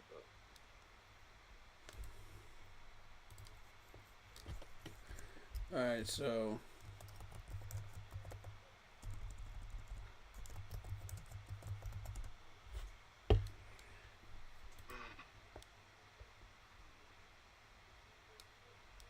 So McMillan is going to the Eagles, and he's going to be joining A.J. Brown, Devonta Smith, Dotson, Johnny Wilson, TMJ. Yeah, the Eagles got TMJ, Elijah Cooks, Darius Cooper, Anais Smith, Avery Williams, Giles Jackson, and Taylor Morton. That's their wide receiver core right now.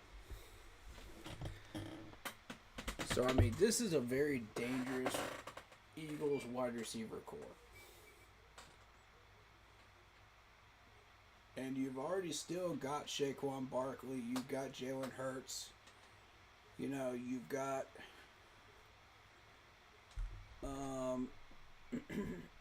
Goddard at tight end. I'm kind of concerned about this, Matt, because they literally made this trade, and it was Mechie for a tight end and the third round swap pick. You know, so how is that going to affect the NFC race? Because I know the Cowboys can't be happy about this. They got to face them twice a year.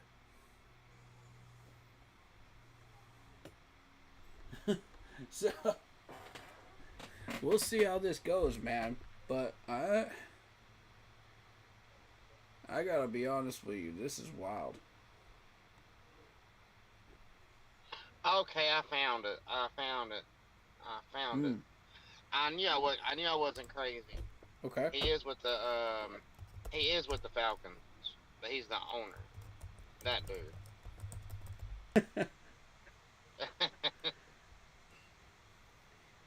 Man, it's crazy, man. You watch this old buzzard just walking around up and down the sidelines during a game. And you're like, man.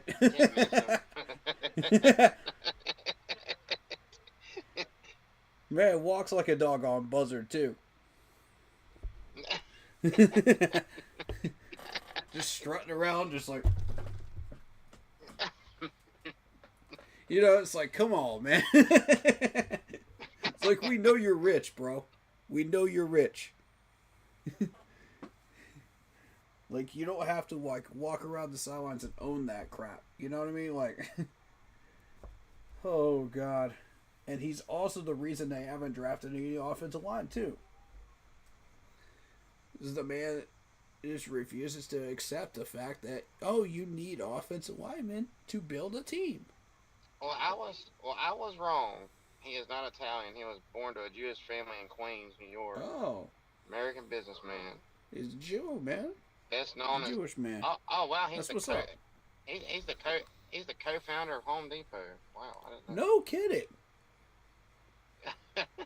No freaking kidding. 1978 with Bernie Marcus. That's crazy. Retired from the company as a co-chairman in 2001.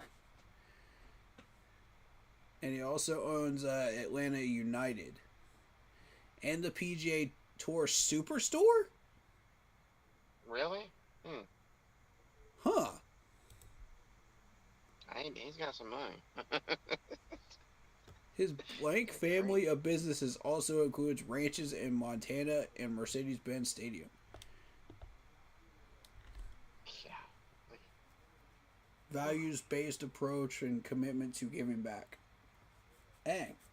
Oh wow, I didn't realize that he's a billionaire. Wow. Yeah, he's a billionaire. Wow. I knew that. I didn't know he owned Shit. part of the PGA Superstore though, or Home Depot. Hmm. I didn't know that either.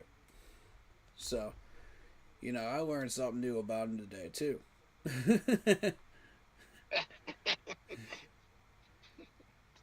That's crazy, dude. I mean, congrats on his success. He's a very smart businessman, and I hope he continues that success. Maybe that's why he wears the trench coats for the PGA. Maybe. Maybe. I don't know. Maybe. I don't know either. Maybe he just likes them. I mean, if you're going to wear a trench coat, you got to own it. You know what I'm saying? You got to own the look. Yeah. That's what they say anyway. But you watch a Falcons game, you just watch him strutting around like an old buzzard.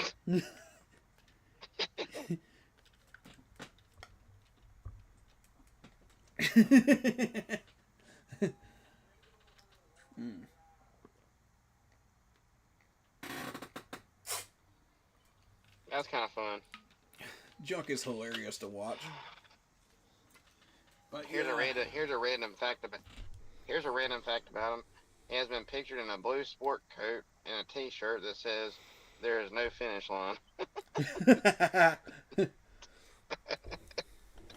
Okay, what does that say about him when Dave Canales is saying finish? Hmm? True. Oh, that's a good point.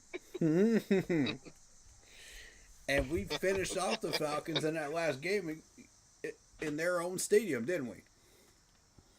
We sure did. Yeah, y'all didn't finish then. You lived up to your reputation name. And it's actually tough to Ooh. win in Atlanta, though. All jokes aside. Yes, it is. We have a It's tough to terrible win, track record in Atlanta.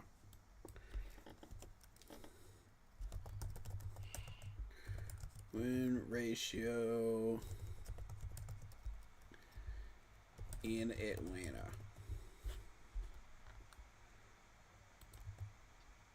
Let's find out what that win ratio actually is. I have Panthers no idea what that is, all-time huh? series versus Falcons. We are 22-36 all-time against the Falcons. Carolina is 14-15 at home and 8-22 on the road against Atlanta. Carolina is 0-4 overtime against Atlanta. Well, that changed with the win that we got last year. And that's brutal. Jeez. Yeah, that changed because we got a win in overtime, so that's now 1-5, and that's now 9-23 on the road. Ooh. Yeah, that's still a That's something I horrendous did not- record. Man. Yeah. I mean, I knew it was bad, but I didn't know it was that bad. Jeez. That's really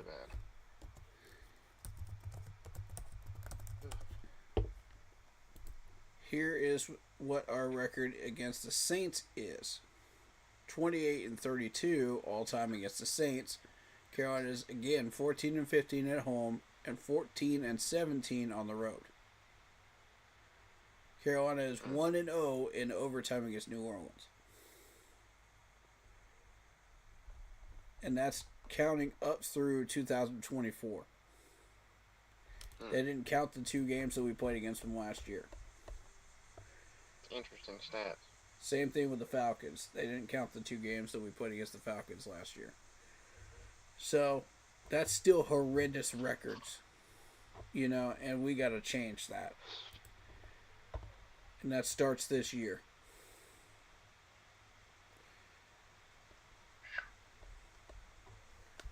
Terrible records, really. Against rivals. Right. Awful. So our first chance to do that is in week 3 against Atlanta at home. That's the first That's our first opportunity. Then you have to wait till week 10. We play the Saints at home. Falcons on the road week 11. You go on to week 15. Saints at home. Not on the road. New Orleans. And that's it for those two. Want to call up for your phone? With Verizon, everyone gets a free phone on any plan. And now I have Google Gemini. Here's another beauty tip. Shh, let's keep this. Okay, I like what Canala said right here about when the fight broke out. He really didn't. He said he didn't mind it. He said we were in a competitive moment. It says tempers flared.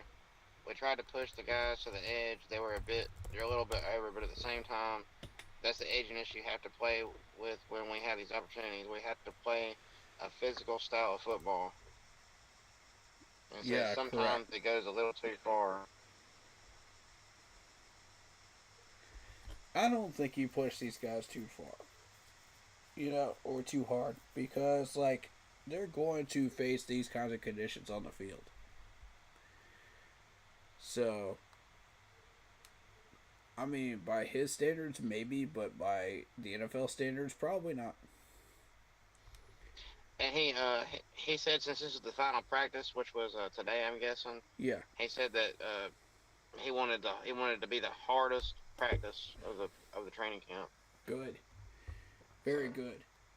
And we also ran an extra 15 to 17 reps too. Which is good because, you encounter overtime, during games. When you're tired, deflated, and you've run out of stamina. So I think that's a really good thing, pushing the boundaries and just doing extra things. Our record against Tampa Bay, 25-22, all time against the Buccaneers. So we do have a winning record over the Buccaneers now, through 24. But the bad thing is they have been on us the past, I don't know how many years. But... Yep. It was a lot better than that before the last few years. And that's thanks to Ron Rivera's crew. But Carolina is 13-11 at home and 12-11 on the road. Carolina is 1-1 in overtime against Tampa Bay. So these are big games, you know what I mean? When you go back to 2020, we're looking at one win over the Buccaneers since 2020. 20 through 23. That's it. One win. 1, 2, 3, 4, 5, 6, 7, 8 games. That's a 1-8 record in 8 games since 2020, since COVID year. That's not acceptable. Definitely not. I mean, when it's a meaningless game, when it doesn't help our draft pick or anything like that, it hurts our draft pick, that's understandable. I'm not going to hold that against us. But, when it does matter and we're trying to win the division, we've got enough firepower, that's not acceptable. We've got to fight harder.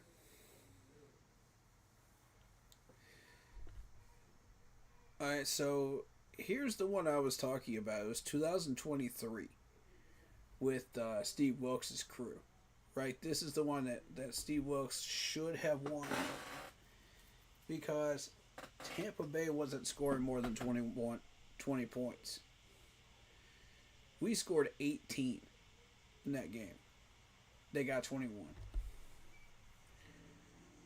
With Tom Brady not scoring 20 points more than 3 times that season. That's a rare, horrible season for Tom Brady. If anybody knows who Tom Brady's overall record, you know that's not normal. Because the dude is easily scoring 40 points a game. Easily. When he's at his A game. And that's how he knew it was time to hang it up.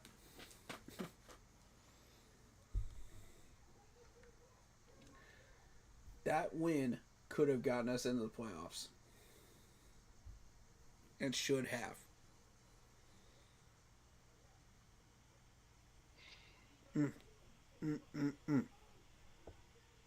I'm still salty about that one.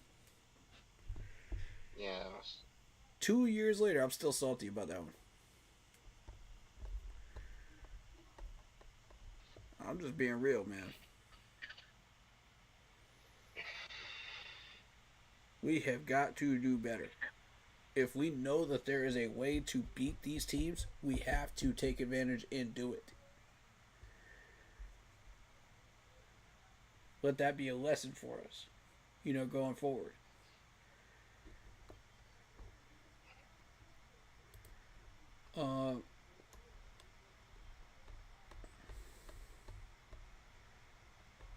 Okay, let's see.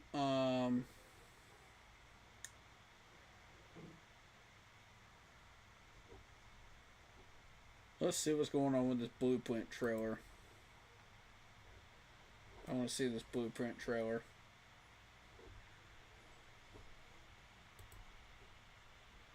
We covered the Eagles. We covered all that. Is there anything on Twitter that I missed? Check Twitter and let me know while we go through this Blueprint stuff, if you don't mind. Okay. Let's see if...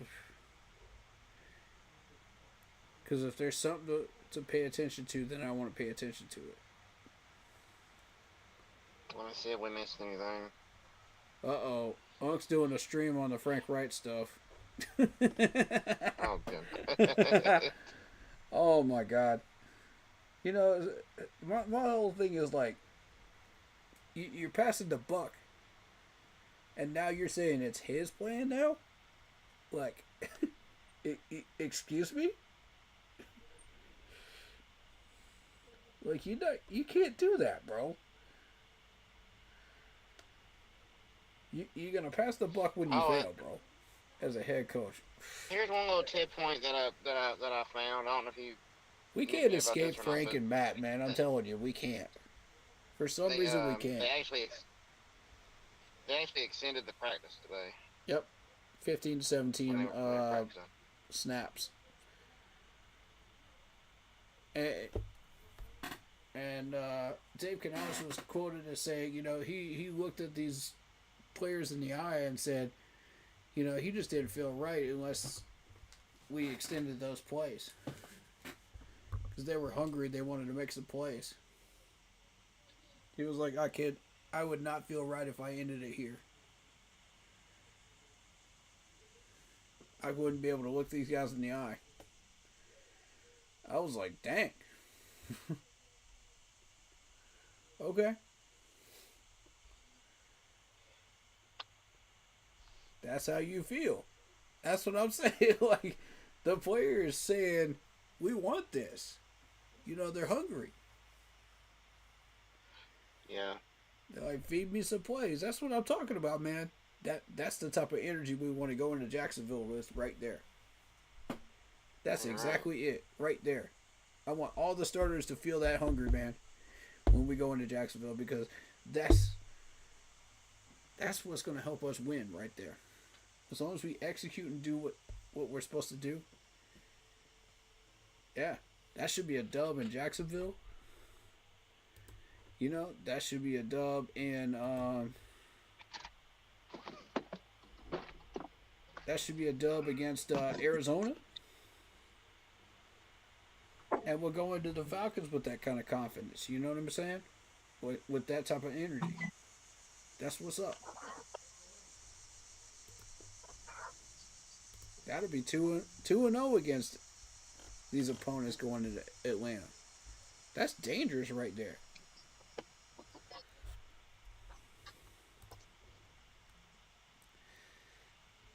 That's that Oh man, we're ready to play energy. We're ready to That's what I come like to at hear you, there. energy right there. Positive. It feels like I'm just being honest. When you talk about Canales and then you Yeah. compare him to Matt Rule and Frank Reich, it's like night and day compared to those two guys. I mean, Oh, it absolutely is. They've been backed into a corner for 7 years. They want to play, man.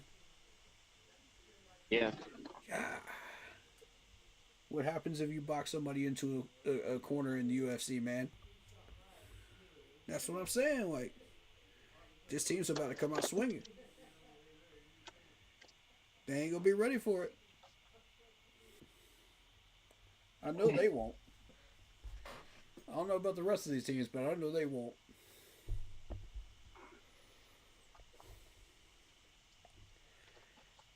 I bet you we got a bad record against Jacksonville too. I can tell you I'm a big fan of training camp. It's the grind days, man. These are the days that make you a man, a football player. I think going against 92 has been a beneficial thing for him. It's a battle every day when they lock up. Ooh. Everybody all the way through the end of the roster is getting better. I might do that game. I might do that game. Thank you. See, Yeah. hey, this is a real QB right here. Oh, yeah. Wide out positions, obviously an interesting one. That's a good catch. Now I'm on their ass. Hey, don't be afraid to run somebody open now. You see how they hit it. I've been in this role before, so it's not something that's new to me. Beautiful play right there. Guys are flashing every day. You know, there's not too many guys who you can't really put out there. I'm fired up about that. Love that trailer. Love it. Love it. Blueprint coming out tomorrow. I'm gonna put it in that same live with the documentary about the 2015 Panthers. It's gonna be one whole stream. It'll be one whole stream, y'all. It's gonna be a long one. But we're gonna cover it. I might split it up into 2 streams. We'll see. We'll see. Depending on how long that blueprint video is. But I'm trying not to, you know.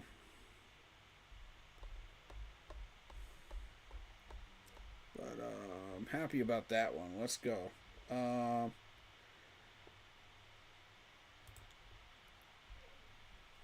Let's see what Dave Canellis has to tell us today. No, that's the training camp live. Okay, let's do Dave Canellis. Let's go. What you got for us, Dave? A little bit too hard in the team meeting this morning. They were a little excited today, but you know, final opportunity in pads for the starting groups who will not be playing Thursday. We had a great move the ball session at the end.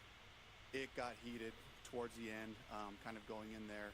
There were some unbelievably physical plays, some hard runs. Safe to the edge, we went a little bit over, but at the same time, like, that's the edginess we have to play with. When we have these opportunities, we have to be able to play a physical.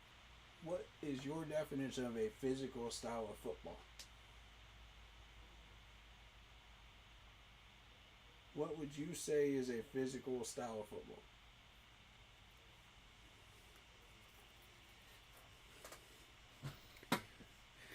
Because I would say... Hey, give me 1 second for it. Yeah, you're good. I would say, but everybody's got their own definition of what they think a physical style of football is. So I want to hear what Dave Canales' definition of that is. And I'm going to ask David in a minute. Throw a punch, you're gone. You know, so then all of a sudden, where are we at? Where's the rest of the team sit?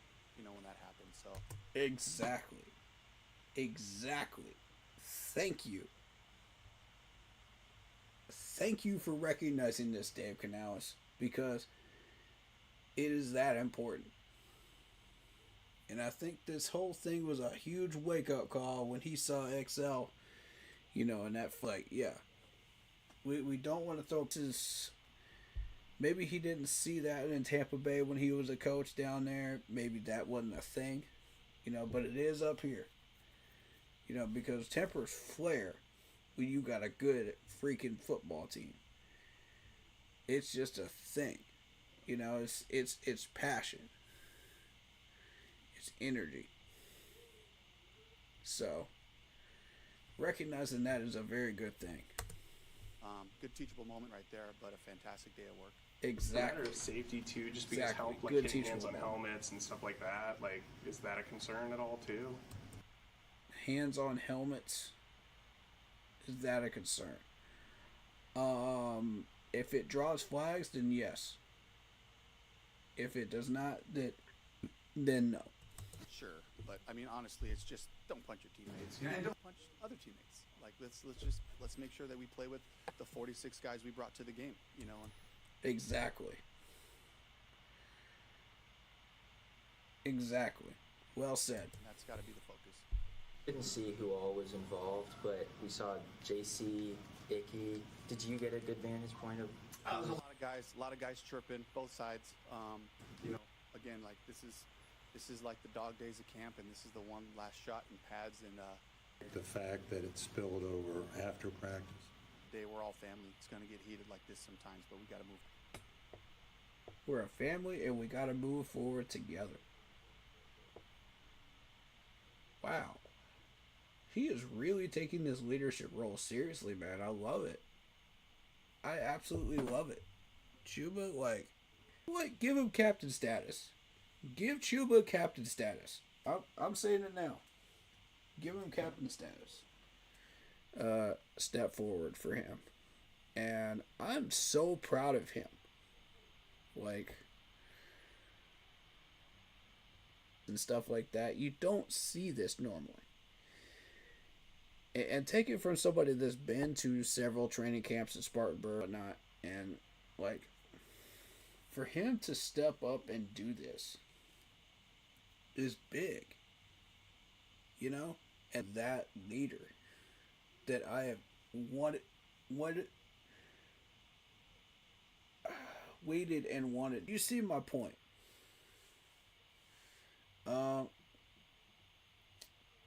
I've waited for this, man, because I know that he's always got the dog in him. Nobody's questioned that for at least a few years. And now he's become that veteran captain that we wanted him to be. And it's like, man. So essentially what you missed was they were talking about Chuba.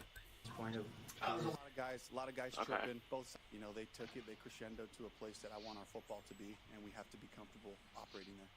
Do you dislike the fact that it spilled? Like this sometimes, but we got to move forward together. Chuba said, we're all family. It's going to get heated like this sometimes, but we got to move forward together. He should be a captain. I should be a captain as well. I agree with that. A little strange having a... I think he brings a lot of energy to that O-line. I would agree. Yeah.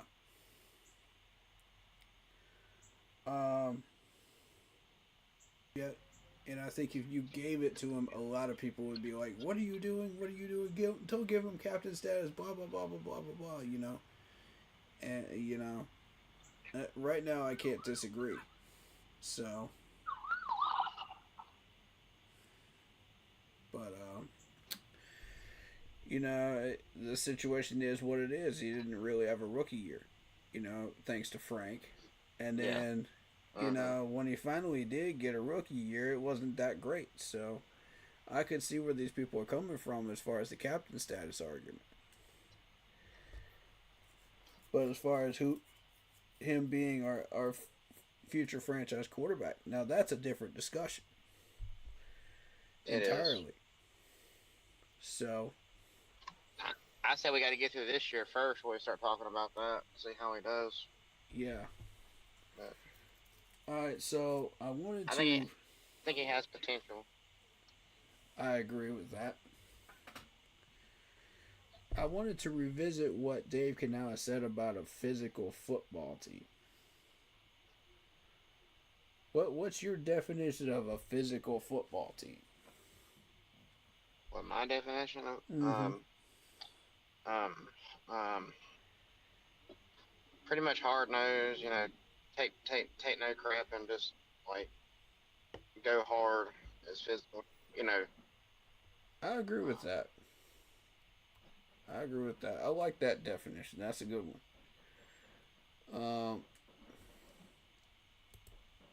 On the subject of challenging them, I think this is the first time all camp we've seen gassers. See what else we got. I mean, sounded like Chuba was, we should live by the keep pounding motto. The whole team should live by that motto because we shouldn't have that motto. I mean, I don't care if we maybe lose by like a couple points or a touchdown. Right. A team like that. Absolutely agree. And what we saw in that last game was not. Definitely not. And I mean, you can blame the coaching staff for that because, again, you don't want to look like raw meat out there in a jungle full of predators. And make no mistake about it, every game that we play against another opponent is a predator. Now, are you? Over after practice. I mean, they kept talking. Chuba kind of came up at the end. He's like, guys, at the end of the day, we're all family. It's going to get heated like this sometimes. I think if every player on that team instilled that keep pounding mantra in their brain and their heads every time they stepped in that field, I think we'd have much better results. I'm just saying. I would agree. I would certainly agree.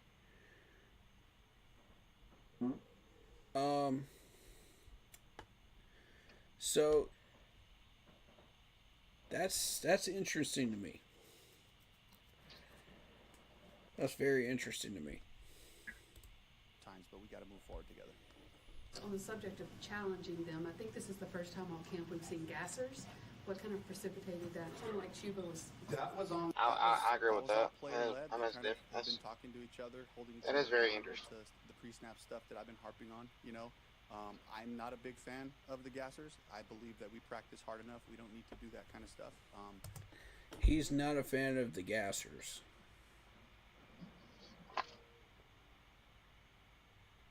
Okay, so you're going to tell me that you're not going to put your foot down on these guys? You're going to rely on Chuba to do that for you? Dave, that ain't it. That ain't it. Because the message you're sending by saying that is, you guys are in charge of your own discipline. Ridiculous. That's the mistake that Matt Rule made. Because the entire locker room just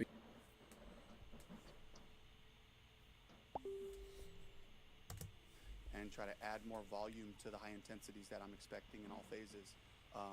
But for the guys, it means something to them, and that was their way of trying to address it today. I think it was one.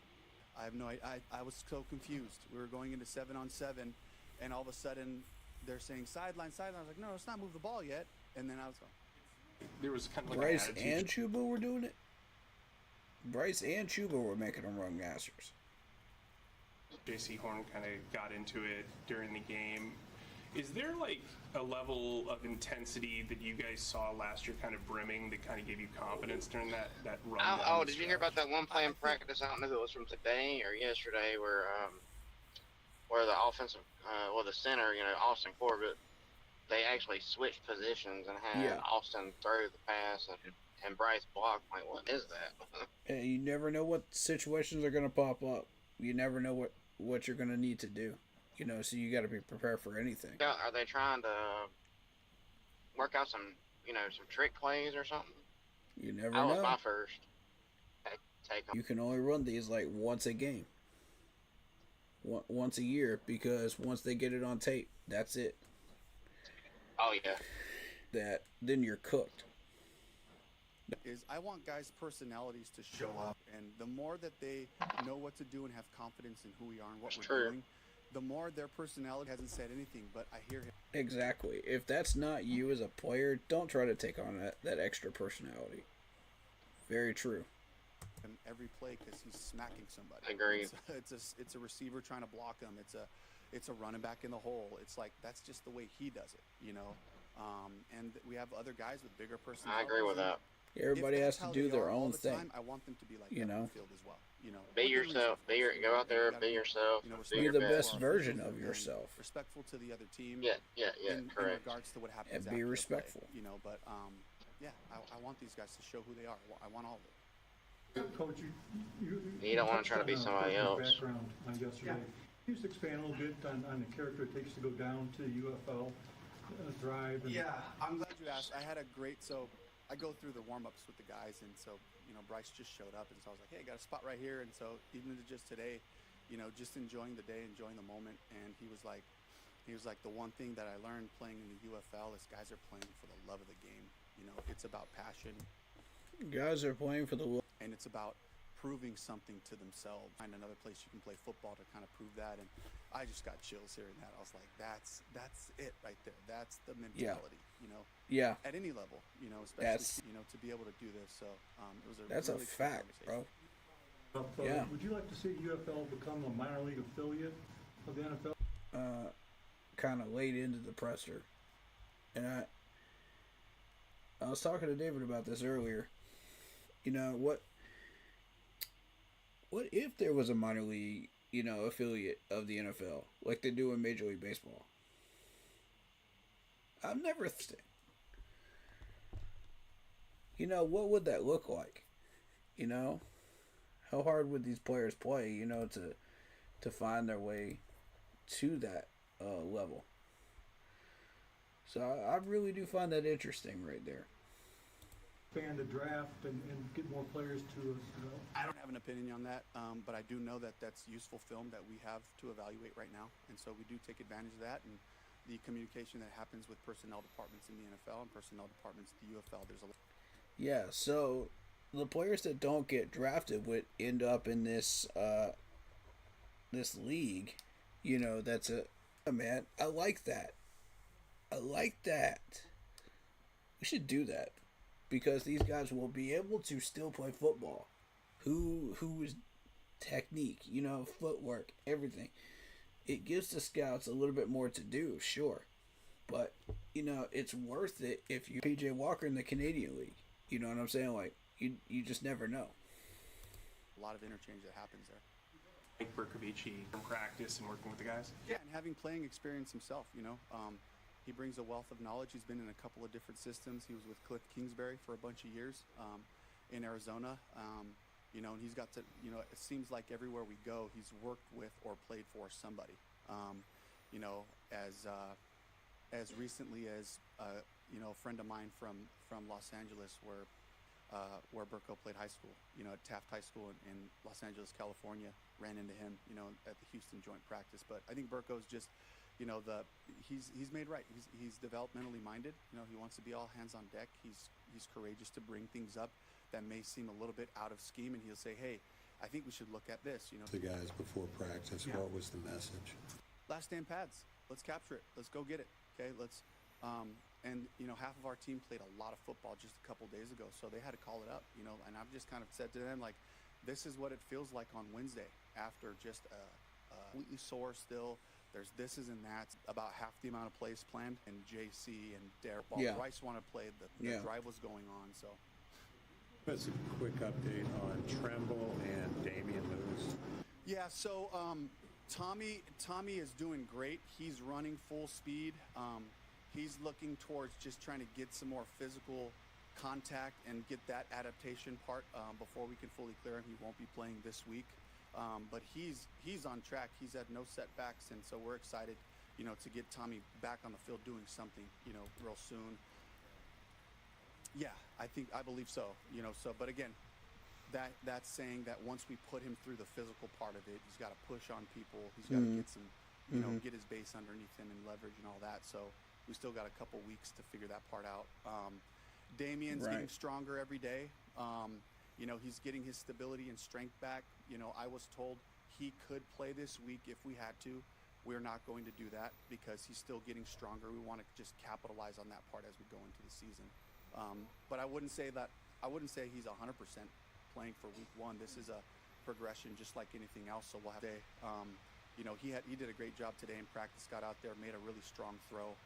So we feel confident about where he's at. But again, you know, I think this opportunity is huge for Jack, you know, and for Bryce. But the fact that, you know, guys got after it, they got edgy, there was the scrap, everything, and it's salty enough, and they've had it with the little stuff, and it's going to spark. And is that kind of where you want this group to be on week 1 with that? I mean, that comes with playing this game, challenge, spouting off and saying different things, and you're pushing and shoving, but we're not getting execution. Then what is that? What good is that? You know, so we have to be able to snap back into the next play. You know, so. But yeah, it takes that kind of want to, that kind of urgency to win in this league. It takes everything, which we did in the middle of that drive. We got back to, you know, we had to, you know, get a short break of it, and then we went right back to work and got another 6 or 8 plays, you know, with some really good execution. So. Excellent. After Mike, we'll take a question from Sharon. Do you expect Jalen Coker to play on Thursday since he missed all the Houston stuff? Yeah. Absolutely. This is just so valuable for him, just to kind of make sure that he's still capitalizing on the conditioning level, you know, getting ready for week 1. Hey, Coach, I know that you take into account the entire preseason body of work with guys, but can this game Thursday night be make or break for some of the guys who are really on the bubble? It's the last game of the preseason. Of course it is. Come on. Pay attention. Media, pay attention. Please. Don't come in here wasting this man's time with dumb questions. Today His time's was one of valuable. those things like, guys, do your own research. Special teams period. Feel free to show us that you want to make this team. Feel free to not just, like, you know, kind of give in to somebody's not quite going full speed. Go win. Show us a win. Show us that we can count on you. This is not just the roster, but we're talking about the practice squad as well. You know, go win on a play. Go win on workouts. Go win everywhere. You know, not just on a training camp rep. Go win everywhere. Opportunities that we get, so I'm really excited. To see who elevates, you know, who steps up and shows us something. And every year, it's like somebody surprises you, and it's like they haven't quite shown up in the first 2, and all of a sudden they got another week of installs, another week of practice, and then they're right back out there, and you see these giant leaps in improvement, especially with the young guys. Like their learning curve is so steep before they have to, like, settle out here, where the veterans are kind of here and they just incrementally have to improve details and technique. But with the young guys, there's huge strides. So we can't make any declarations about who this person is. They will be different next week, I promise you, you know, as they gather more information. So I'm really excited for that Thursday night. Ask you yesterday, who called the game on Saturday, and then who do you expect to call the game on Thursday? Yeah, so Brad called the game offensively for the last 2 preseason games. Here we go. Really valuable opportunity for me, as Brad is the main guy that I rely on during games to feed me information, play sequencing, when to get to certain things. I've been this wingman role for a lot of coordinators in the NFL, and I know how valuable it is as you're searching for plays and somebody in your ear just says, 2nd and 6, they're playing man. Boom, you got the right call. And for me, just the added value for Brad to feel what that feels like to know. Okay, so he can recognize these defenses that they're in, but he can't call the right plays? I don't understand Brad Isaac. I don't get him. I don't get this dude. How do you recognize the defensive plays and you still don't call the right play? Like, explain this one to me, folks, because No, here's when that information is appropriate. Here's how to sequence these things. These are the things running through his mind as he's, you know, developing this game, as the game's kind of coming to us. And on the flip side of it, it's for... Maybe he just isn't good at that. Maybe that's where Dave Canellis comes in. Of a whole thing, you know? I don't know I don't know what reference to use here, but you know, you guys get what I'm talking about. Two sides of the same coin, maybe. I don't get it. I don't know. For Jero, you know, we have with our staff, you know, we don't have just a bunch of guys that have called plays before, and every once in a while you have, you know, some veteran coaches who have been coordinators. or have been head coaches. We do have some of those guys, but to Hold up. Let me get him back in here. All right. What's up, dude? Sorry about that. I had a phone call. Sorry about that. He's saying, you know, we don't have a bunch of guys that have been play calling sometimes and yada yada yada. You know, Brad isn't the same coin. Maybe he's not good at play calling, but he's good at analyzing things. And Dave Canales is good at play calling, but not analyzing. How do you analyze a play call and say, "Oh, it's me"? I don't understand. You know, and I understand watering the playbook down because it's preseason. I get that. But the fact that you water it down so much that it's like it's non-existent. You know, it should not happen at all. You know, this is the right balance. Yeah. You know, by allowing him a little bit of freedom to do all that. Backing up your boy. You know, and he ain't doing nothing. You know, it's like... Yeah. That's why he was hired on as a janitor. Because he knows how to do all that stuff. You know what I'm saying? The person's got to match the job. The job doesn't match you. The job does not adapt to you.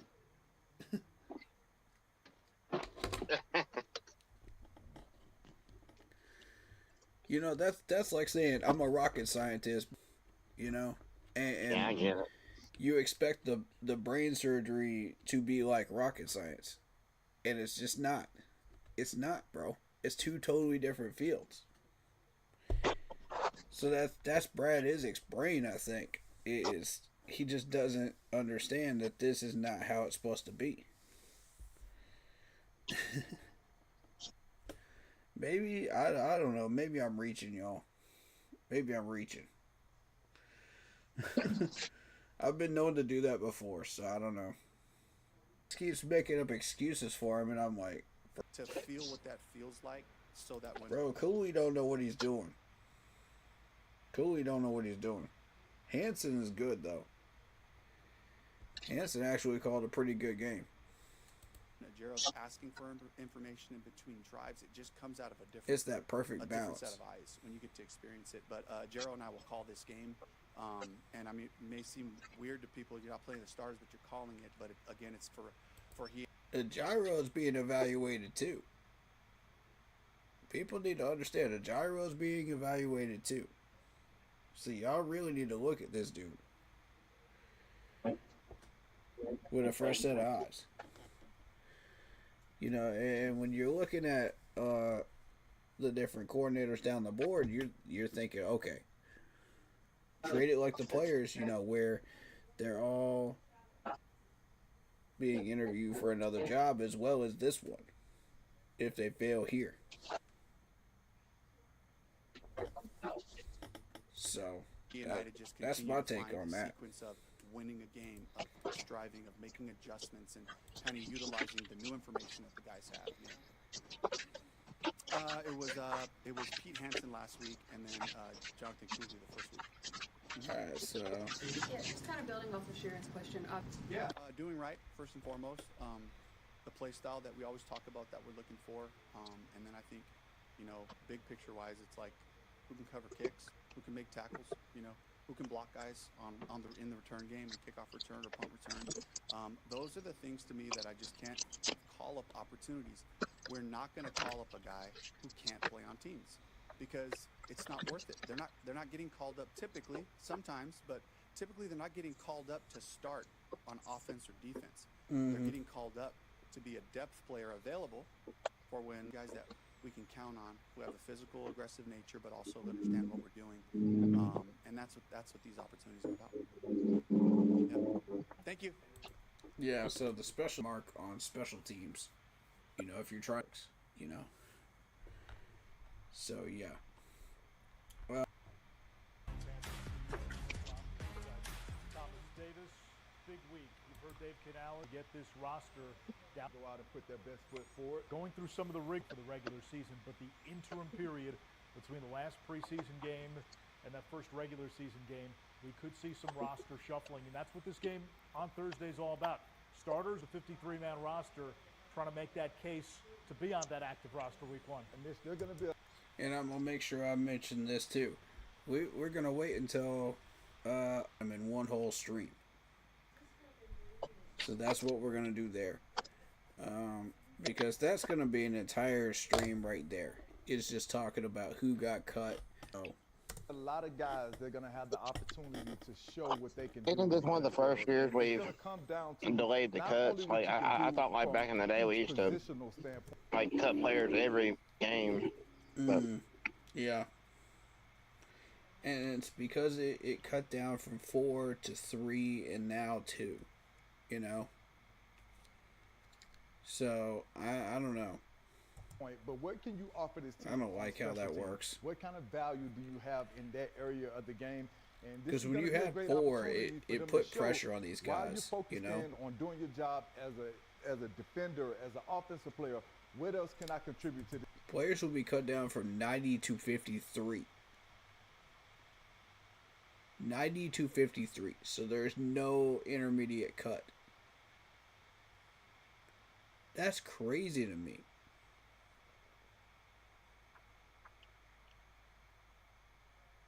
What do you think about that, David? Like they chopped it down just to 1 now. Like what? That just makes no sense to me.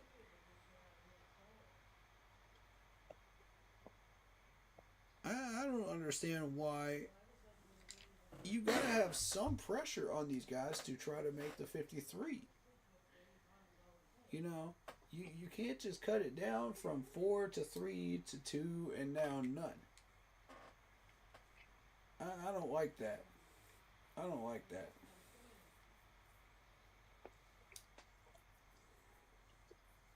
There's no pressure on these players. Some of them are just going through the drills and they're just like, lackadaisical. And then suddenly in the last week, they make some plays, then they make the 53. It's like, what? You know, I don't understand that. And then you find out later on that the players that you cut were better choices. This is why this makes no sense to me. I mean, what are your thoughts on this? Like this is the first year they're doing this. It's just wild to me. I don't feel that it makes sense to do it this way. Yeah, I don't like it. I don't like it. Roster will be cut down Tuesday, August 26th. Alright, so everybody mark it down on your calendars. 26th. We're about to see a lot of action going on that roster on the 26th. And we'll cover all of those moves once they happen. So, on one stream, it'll be just one conversation. One long conversation. This team from a special team value standpoint. Yeah, it's funny you say special teams. I'm going to try to get people in on that one too from the team chat. In less than 24 hours, and in both interviews, he said, receiver position being so stacked, those guys that really offer value as a special teamer is going to be the difference maker when it comes to those. And when you look at the positional breakdown from the safety standpoint, which one of these guys can come out and be an every down special teams guy? That's what's going to be the contributing factor at the end of the day, because it's a tight battle. Everyday special teams guy. Yeah, there's a number of guys still vying to be the starter opposite Trayvon Merritt. You've got Nick Scott. You've got Damani Richardson in the mix. You've got the rookie Lathan Ransom. And then, you know, there's also a search for depth at nickelback as you get a look at Bryce Young getting loose. You know, Shaw Smith-Wade, who you saw in a shot a moment ago talking to Corey Thornton, he seems to have the nickel position locked up. Yeah, I would agree. Chow's got the nickel position locked up.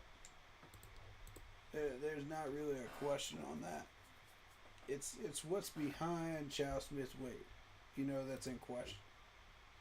Smith Wade, right now, there's not a whole lot of options, but the coaches have pointed at guys like Trevion Thomas, number 42, Mike Reed, number 35. May not be household names, but again, they may have an opportunity on Thursday. They definitely are going to have an opportunity, and it really comes down to how they perform and what they do with it. And you can see our new quarterback, Perkins. The other Bryce. Yeah, the other Bryce Perkins being shown on the screen right now. And, Perkins I'm going to jump off here. Of the XFL league, man, and what he was able to. But keep pounding there. The UFL, my bad. UFL league, and, what he was able to do for their team and winning that championship was huge for them. So, shout out to Bryce Perkins. Yeah, he's going to get a chance on Thursday. And listen, part of it is the Panthers needed a warm body with Andy Dalton injuring his right arm. Dave Canales said not that serious. It was originally thought to be an elbow. He said it's more of a muscle issue. I was at practice yesterday. He was throwing the ball 25 yards, looked fine.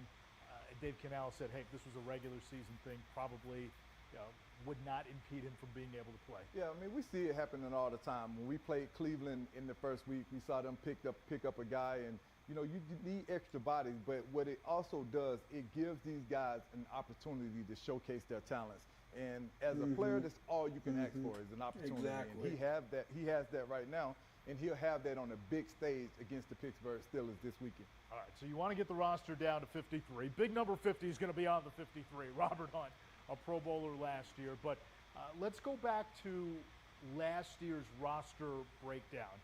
Dave Canales a year ago took 7 wide receivers. They took 10 offensive linemen when they broke camp initially. There's talk this year we may even see 8 wide receivers because the position is so deep, and you have a guy like the 6'4" Bryson Tremaine continues to impress and making a push for that 53-man roster. Listen, that's one room where it's going to be an extremely tough decision to come down to, but I know that I have a ton of confidence in our coaches, but I think really you have to give hats off to these players for showing up and understanding what was at stake, and they did not let down in that position battle from the wide receiver standpoint, because if you get down to a decision and it comes to a coach saying, hey, I can't let this guy go. We need him. At some point in the season, we're going to have this kid. And you make a decision to keep 8 receivers versus letting the offensive lineman go, which we know how critical that position can be.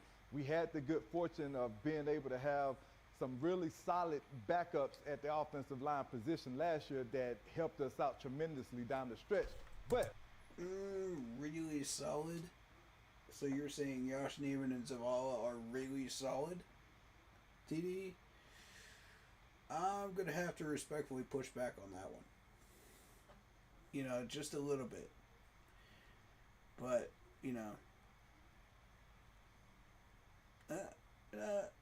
I'll say solid. But really solid? I don't know, man. I don't know. That's your take. I got mine. Respectfully. So. That's a position where guys are getting banged up often in the trenches. So that is true. That is very true. These guys get banged up. They get injured a lot in the trenches. Excellent point, TD. That decision, you got to make sure that you're making the right one when it comes down to letting the extra body go in the offensive line. Jalen Coker it becomes critical. 7 or 8 wide receivers that makes the team. Jimmy Horn when it comes to the offensive line. 6th-round pick out of Colorado where he played with Shedeur Sanders. You just saw Hunter Renfrow run out of your screen. Yeah. I'm not sure any of us knew what we were going to get with Renfrow given his injury history the last few years. Again, he seems to be over that UC issue. I'll tell you what you're going to get. You're either going to get an injured Renfrow that's not going to give you anything, or you're going to get a full-speed Renfrow that looked like he came out of Clemson. You're getting one of the two. So, when I say you don't know which one you're going to get, now that's a more accurate statement. rather than just you don't know what you're going to get in general. Because everybody knows what Renfro brings, when he's healthy. So, which Renfro are you getting? That's the better question. That he had ulcerative colitis. It looks like he's going to make the team. Listen, Hunter Renfro is a guy that I absolutely knew what we were going to get out of him. When you... Thank you, TD. Somebody's doing his homework. There you go, Thomas Davis. That's what I'm talking about, man. Watch what he brings to the table. He's a guy that didn't have everything given to him. He wasn't a five-star player coming out of high school. He went to Clemson as a walk-on. He earned his keeps. He showed everybody at Clemson what he was capable of. He got drafted, and he went and dominated for the Oakland Raiders. So for him to have that opportunity to do that in Oakland and L.A., I think that really speaks to the value that Hunter Renfro brings as a football player. And, whenever you have guys that you're going out and competing against and having to do it at a high level after sitting out for a number of years, you got to put your best foot forward, and that's what he's been able to do since he's been here. Yeah, that young... Preach your truth, TD, about this man. Preach your truth. Because that's a fact right there. That's a fact. That's a man that's done his homework on Hunter Renfro, and I'm very impressed. Thank you. And that's who TD is, man. He does his homework on these guys, man. He understands who he's playing with and who he's playing. Who he's talking about. Now that he's in media, and doing the things he's doing. So, respect given to TD, man.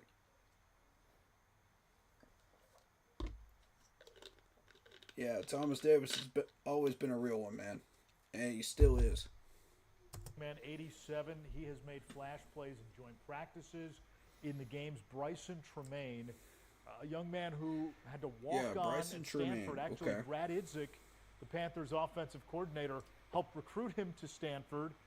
Gets a chance with the Commanders, mostly on their practice squad the last 2 years, but 6'4", high IQ player who can play special teams, TD. That's the value. And you cannot just find a 6'4" big body that can move like that kid can move.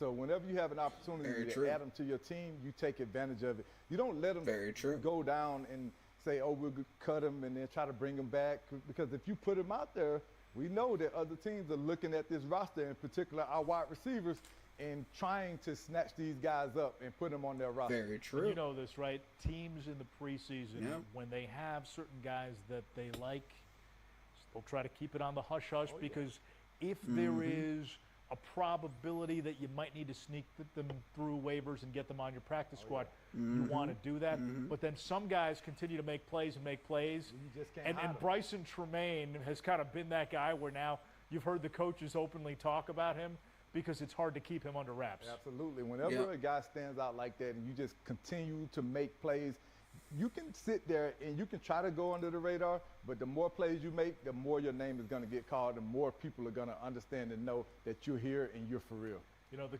two position battles that are still up for grabs, obviously place kicker. We'll see if that's Ryan Fitzgerald or Matthew Wright. But at cut day, all three of them are gone. JT Luther's gone too. You know, I don't see any of those guys doing anything. You know, unless they really show some flashy plays, you know, during this Steelers game. It's pretty much done deal. Tremaine, though, that's where the cutoff line is, because I feel like Tremaine is going to be on that on the bubble player that's fighting with David Moore and Jimmy Horn for that last spot. You know, so what I think is going to happen is Jimmy's going to get that last spot. David Moore is going to be the one in question, you know, as far as what we have to choose to do with him. You know, I don't know. Should we carry 7 wide receivers, y'all? Should we carry 7? Like, this has been a major topic of discussion on this channel, you know, the past week here, and in my team chat as well.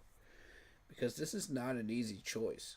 You know, David Moore has now made enough plays that he is considered a major threat at wide receiver.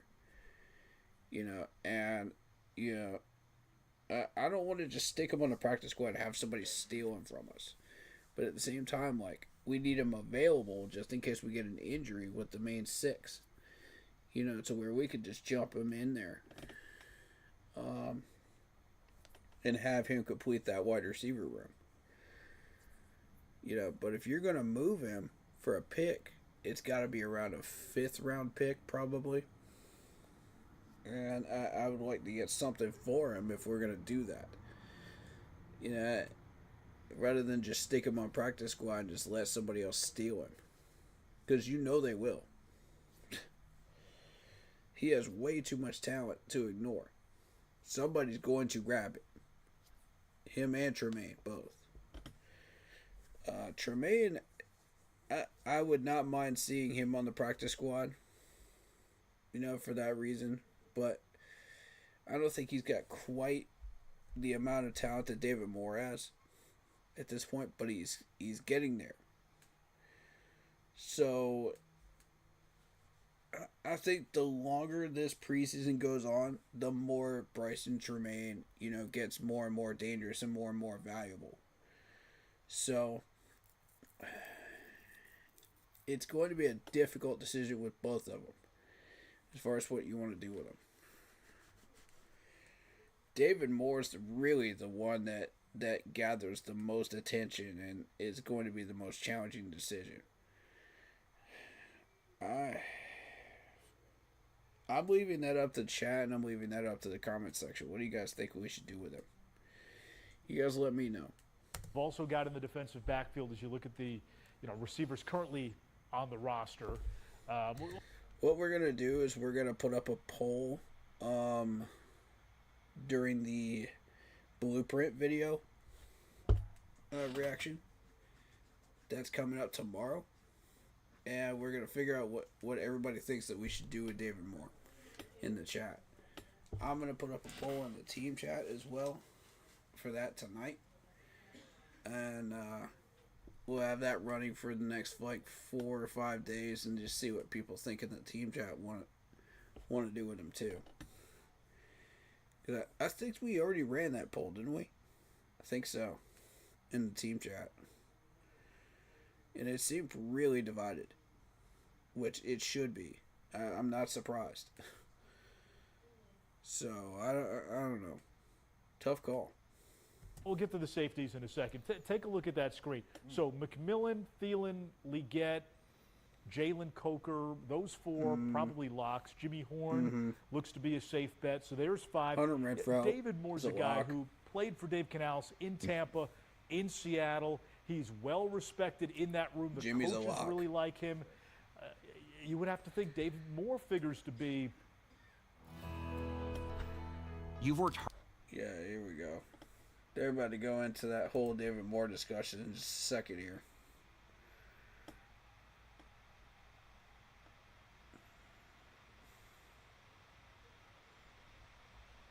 Let me get through these ads, y'all.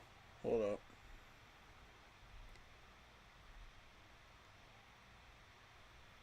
But yeah, how y'all feeling about David Moore?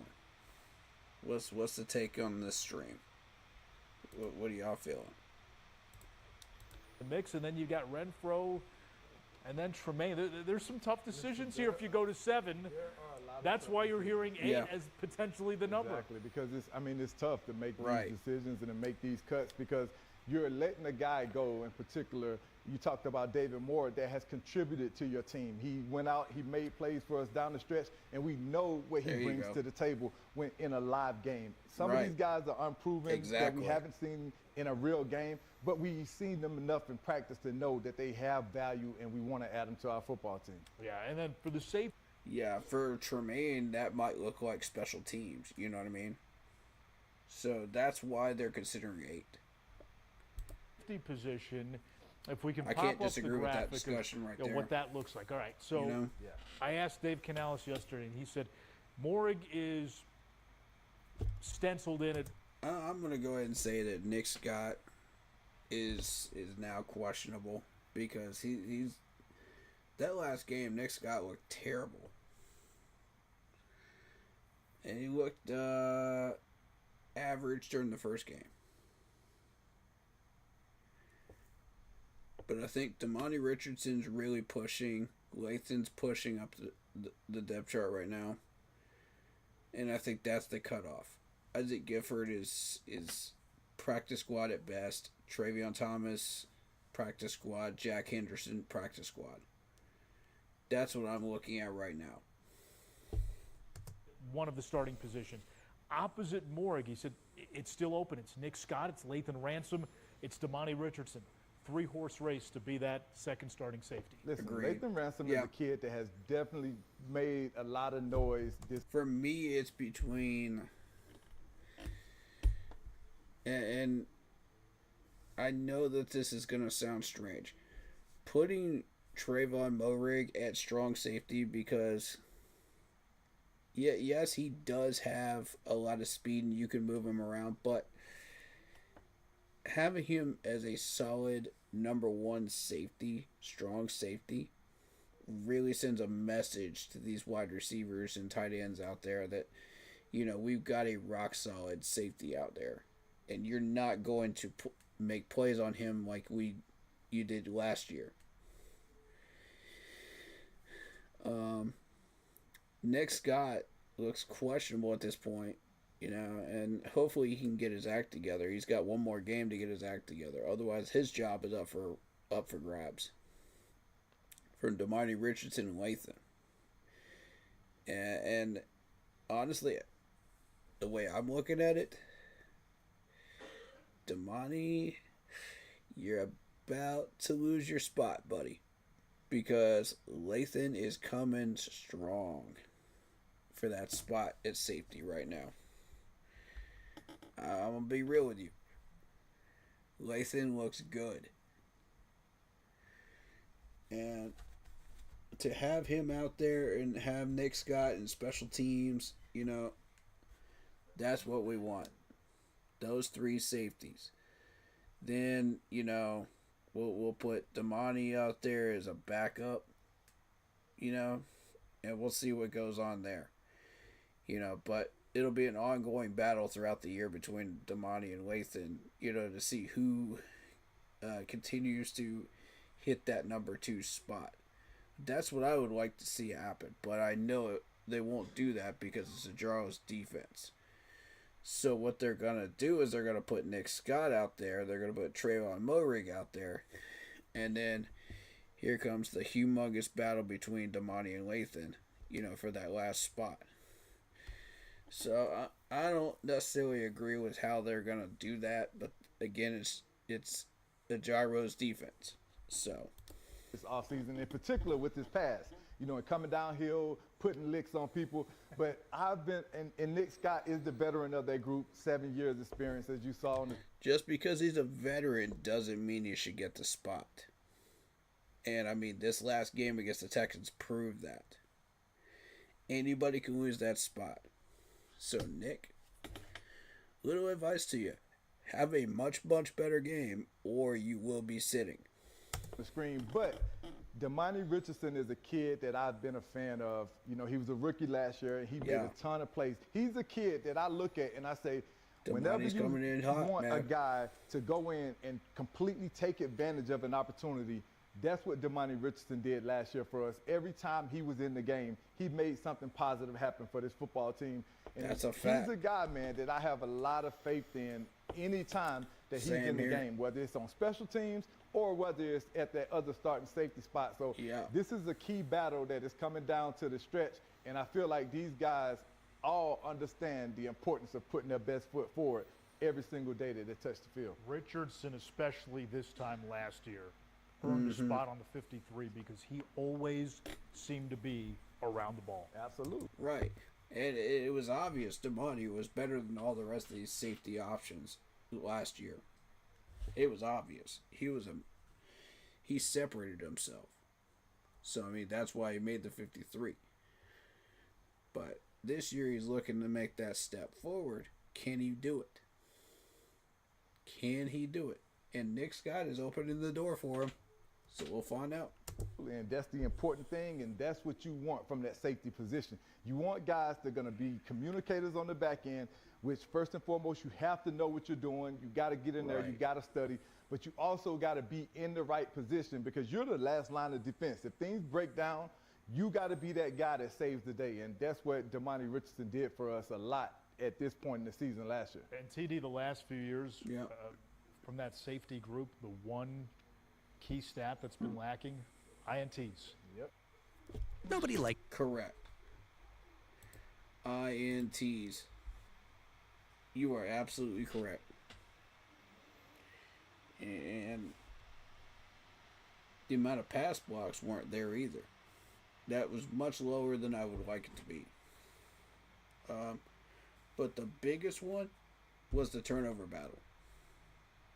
In general. The turnover battle numbers were horrendous last year. Teams were taking full advantage of that and putting points on the board because of it. It just haven't been a whole lot of big plays, game-changing plays from the safety room. Yeah, and we know that the guy that led the way in that, Xavier Woods, is no longer on this roster. So we got to have somebody else to step up. And that's one of the reasons why you go out and make a splash signing like bringing Morick in, because you know what he brings to the table. Woods barely made a difference, you know?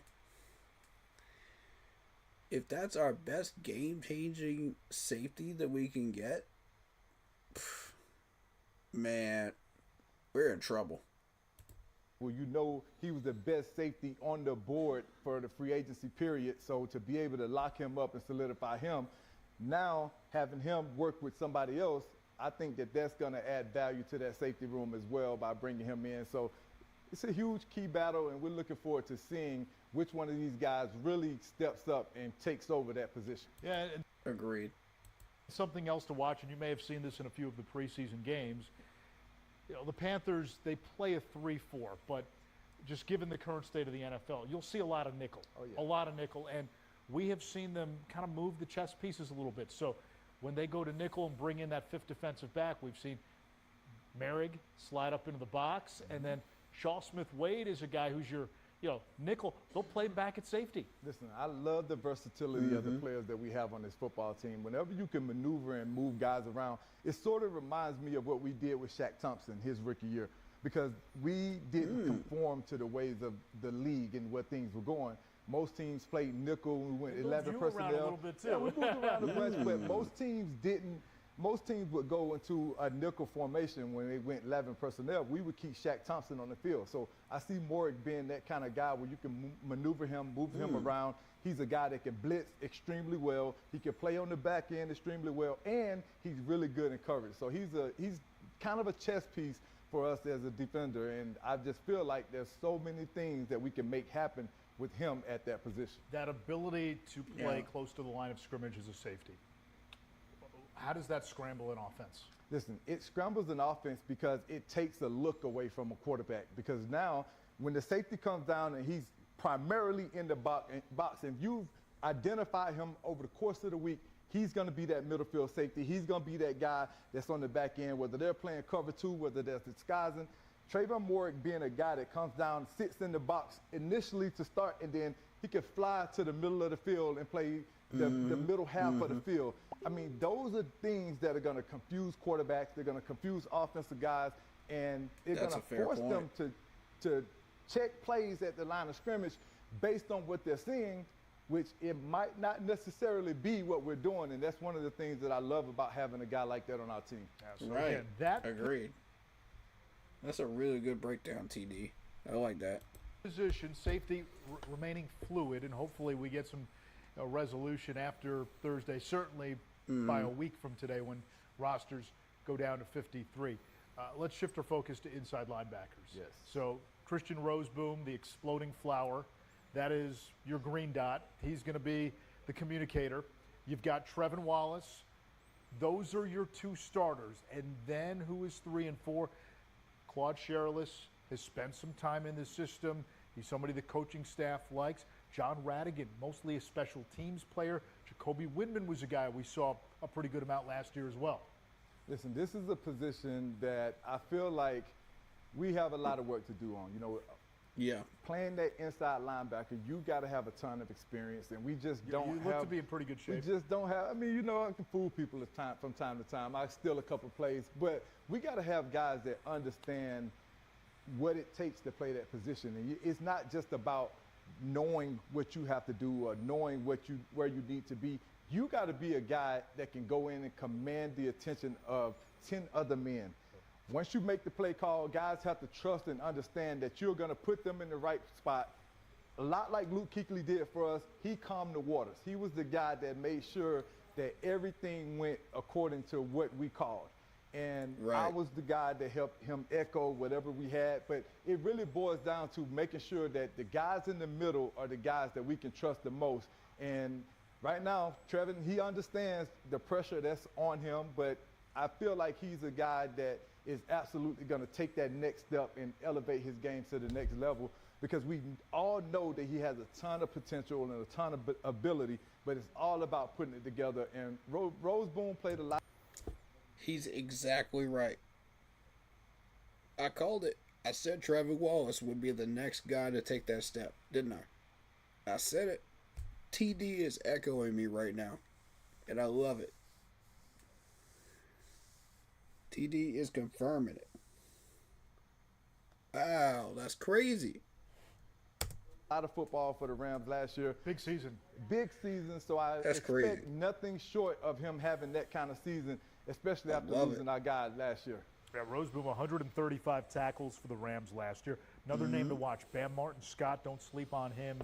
He's at a Do not sleep on Bam Martin-Scott. This dude is a baller. Very strong training camp, undrafted free agent out of South Carolina. Yeah. Could potentially make I like the team. that kid a lot. I like him a lot. I like his movement patterns. I like his aggressive style of play. Yeah. I feel like he's going to be one of those guys that are going to compete for that roster spot without a doubt. Ooh. I think it's going to be... Ooh, you heard it from TD. Bam Martin-Scott is going to compete for a spot. Look at that. Ooh. Okay. You heard it from Thomas Davis, man. Fascinating. Let's go.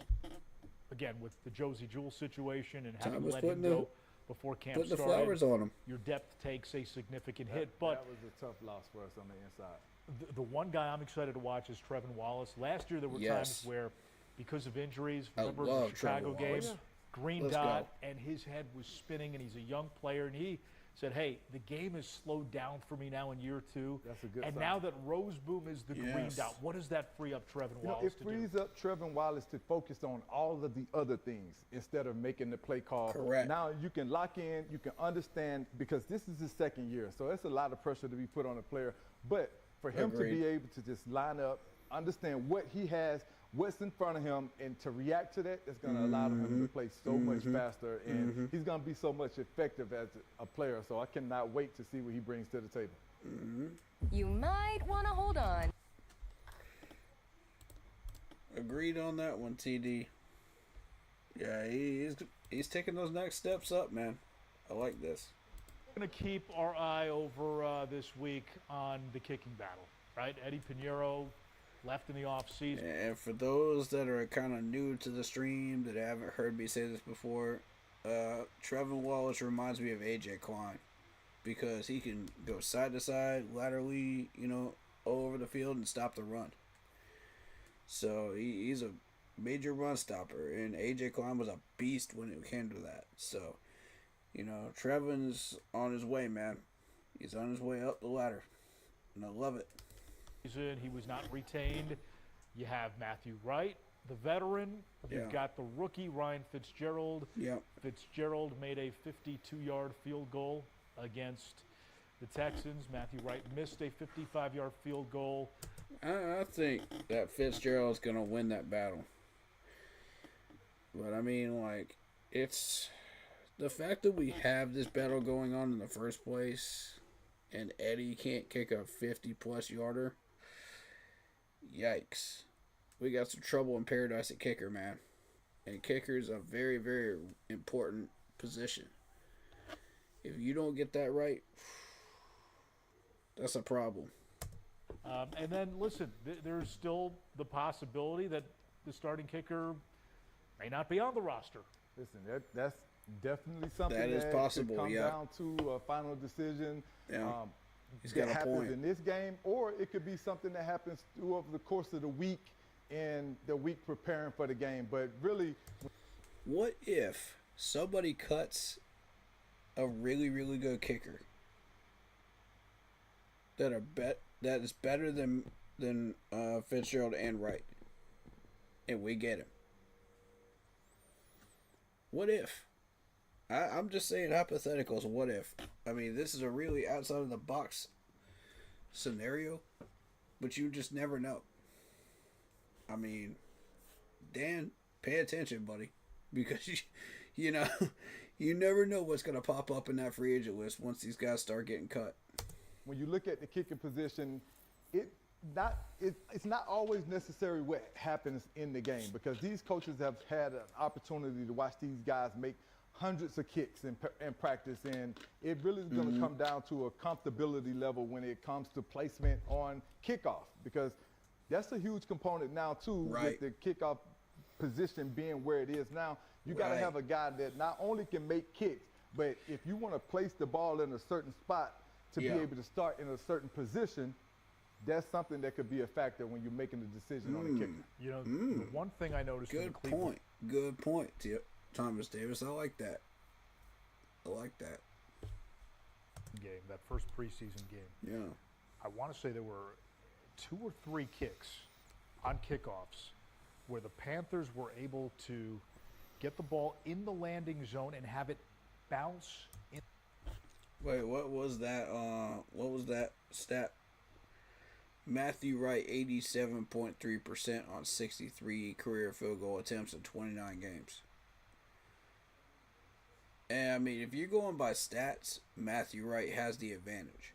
But if you're going by like made versus missed kicks on skinny posts, you know, in training camp, Fitzgerald wins that battle. You know, and he won it during the Texans game too. You know, so that's a very interesting thing right there. You know, that's why we've got this kicker battle still going on skinny post kicks on kickoffs, where the Panthers were able to get the ball in the landing zone and have it bounce in the landing zone, and it was and I think that's the tiebreaker. Is the kickoffs. Resulted in field position that, again, inside the 30 for Cleveland in those spots. The way this dynamic kickoff rule has now evolved, where if you kick it on a fly into the end zone, or if it goes out of the end zone on a fly, ball at the 35-yard line. If it bounces between... All right, so it's going to come down to which one can do something that the other one can't, you know, and that thing that that kicker can do that the other one can't. How valuable is that said thing, you know? And that's what's going to really make this kicking competition come down to a head of, you know, which one is going to win that job at that point, knowing full well that the other kicker cannot do said thing. So you got Fitzgerald 2 for 2 in preseason, including 52-yarder. Wright 0 for 1, missed 55-yarder. See, there you go. Case in point right there. That's that right there. That's what I was just pointing out before we even started this conversation. Between the 20 and the goal line, and then you down it in the end zone. Touchback is now at the 20, but the idea is put the ball between the 20 and the goal line, and if you can get it on a bounce, get a little roll, put some English on it, make them... You know, can Fitzgerald do the things that he is just talking about right there? That's what it's going to come down to. Turn it. To me, that's the hidden yardage in this game right now. That's a huge component. And also the fact that Ryan Fitzgerald is signed as an undrafted free agent this offseason is also another chip on his shoulder too. in this competition. Coker was signed as an undrafted free agent, and look what he's doing right now. So, I mean, you put all of that together and you look at Fitzgerald's numbers versus Wright's, in 50-plus yarders. That's the whole reason we cut Eddie to start with, is he can't make those 50s. So, that's why I think Fitzgerald's going to win this battle. Ultimately, I think it's a combination of all these things. If he can handle kickoffs, he's got the job. And a huge component of hitting yardage, and what kicker can consistently do exactly that for you, that could be the determining factor, like I just talked. Yep. I agree. Consistency. That's about right. Yeah, and again, with the analytics that come into play, with the 35-yard line for the touchback, it certainly makes for some interesting fourth down calls. We saw the Texans do it. Having insurance isn't the same. It does, and he's got an absolute good point about that, because we've been in some fourth and short situations where, you have to make a decision, and either you trust your punter or you don't. Either you trust your kicker or you don't in those scenarios. So if you don't trust your kicker and you're like 4th and 6 and it's like right in that zone of like where the kicker doesn't feel comfortable getting that kick inside of the uprights, and your offense is capable of possibly getting that first down, that's a coach's decision. So it's really going to come down to, what are you going to do with it? So, and there's also the point where you can do coffin corner punts too and pin them inside the 5 or the 10-yard line. So that is possible as well. So a lot of those situations need to be practiced and really paid attention to, and that's why the coffin corner punt drill is such an important drill. Because you never know when you're going to need it. And if you have a punter that can do it like Hecker could, oh yeah. Especially on a consistent basis, that dude was a beast about it. Math there was very simple. You go for it, because if you don't get it, Panthers would start at the 5. Yep. Right. And the worry is, let's say you kick a field goal and then you kick it into the end zone. Right. Now you just gave them the ball at the 35-yard line. Right. Exactly. Right. And that's exactly what he's highlighting right there, is that situation is so critical. It's ball control. So more field position versus 3 points versus, And that could change the entire swing of the game, momentum-wise. I've seen it happen multiple times. So I think that's going to be interesting for us, too. We're going to be doing these games. You're going to follow it. Well, why are they doing this? It's a little bit of 3D chess. It's so crazy how... and you would be surprised how many times they go into the analytics, to make a decision, too. The analytics say this, but my brain says this, in this situation. My experience as a head coach says this. Makes more sense to me. So 9 times out of 10, you're going to go with the coach's decision because the coach has the experience. But if the coach doesn't have that kind of experience, you're going to go to analytics, to solve that problem. Which is what Matt Rule and Frank did a lot of the times, was they went straight into analytics when it came to special teams because they had no knowledge on special teams. Much analytics have taken over the game of football over the last 15 to 20 years, because when I... That is correct. It really, really has. First got into the league, we just go out, line up, play smash mouth football, and the best man win. But now it's so much thinking and so much strategy that goes into the game, to where it just becomes way more mental than it does physical at this point. That's so Especially true. for a gentleman named George Lee. George is our guy up in the booth. Yeah. He is the analytics guy. He's got the fourth down book. So know that name, George Lee. All right. George Lee. Y'all keep that name in mind, y'all. George Lee. That does it for us. We hope you enjoyed some of those shots of training camp. We're about ready to wrap George up. Lee. Week 1 is getting the way. closer and closer. Final preseason game is Thursday. And every year at the end of camp, we get that blueprint, that behind-the-scenes look at camp. That's coming out soon, too. I can't wait. Hey, make sure you stay tuned. It's going to be Blueprint good. coming. Blueprint coming out this week. He's Thomas Davis. I'm Anu Schroff. We'll see you. I really like Anook, man. Is that how you say your name? I really like this dude, man. He really is studied up on everything that he does media-wise for the Panthers. Like, this dude really understands this team, and he understands how to convey all this stuff, and has proper debates on this stuff, like great debates. Like, he really knows his stuff. I'm very impressed. You know, there's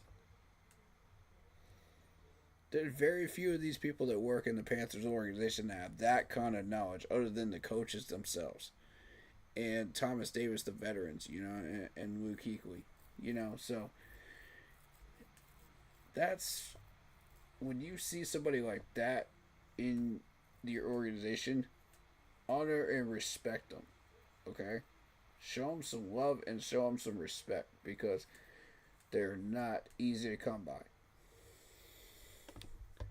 I got a lot of respect for this dude, man. Thank you for what you do in this organization, man, because it is so critical and so important, you know, to trying to help figure out this roster and figure out what we're doing, what we're not doing, etc., you know. And this dude seems to understand it, you know, down to a T. And, like, that's... Man, that's a beautiful thing to see when you got a guy like that in your organization. So, yeah, thank you, man. I hope they listen to you, man. I really, really do. And TD as well, of course. They will always listen to TD. But as far as media people, this dude's top of the chain. Top of the chain right here. For me. Like, you're not going to find anybody that's that knowledgeable about Panthers football other than this man right here. Show us some love, man. Show us some love. Alright.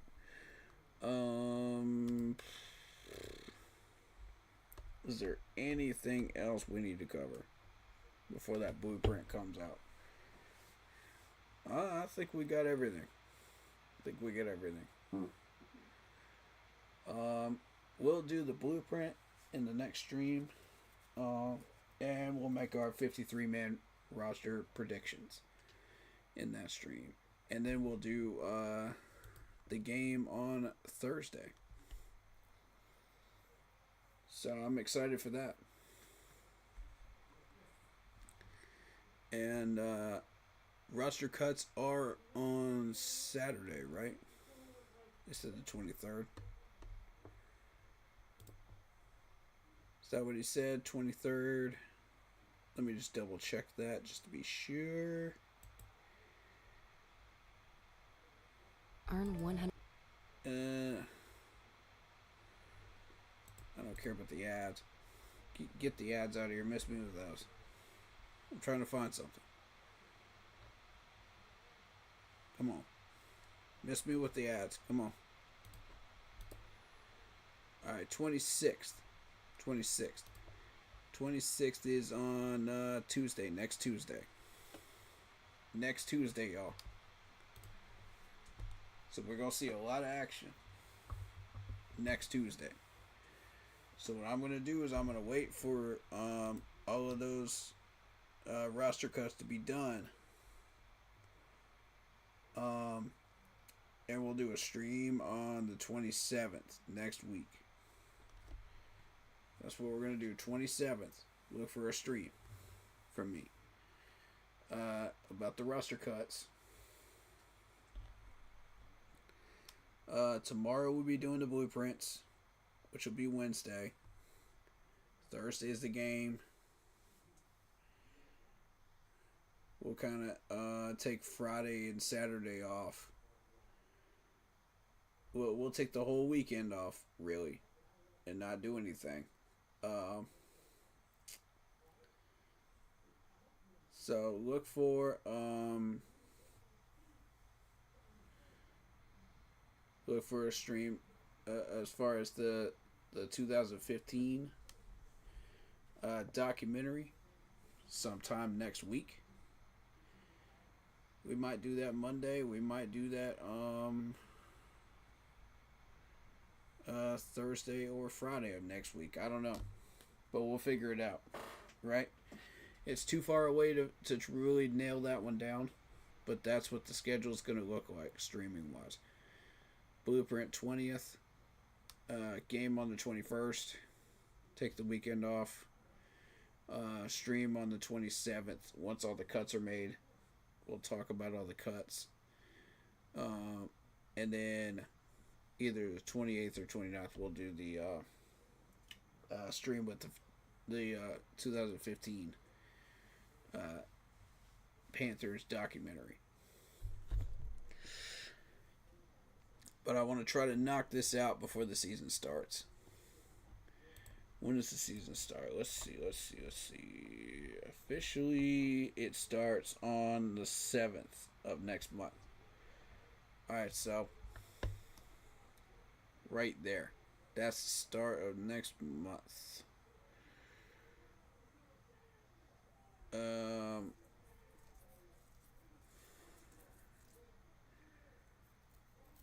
And I kind of want to take that week right before that to just kind of gear up and prepare myself for the regular season. Just take care of anything off screen that I need to take care of, you know what I mean?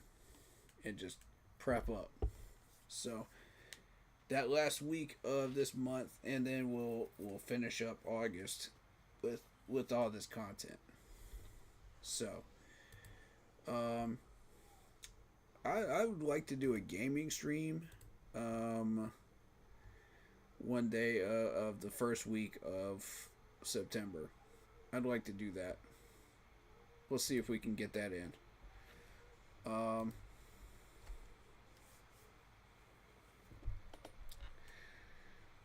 So is there anything else you guys would like to talk about before we get to that blueprint stream tomorrow and start making our roster predictions?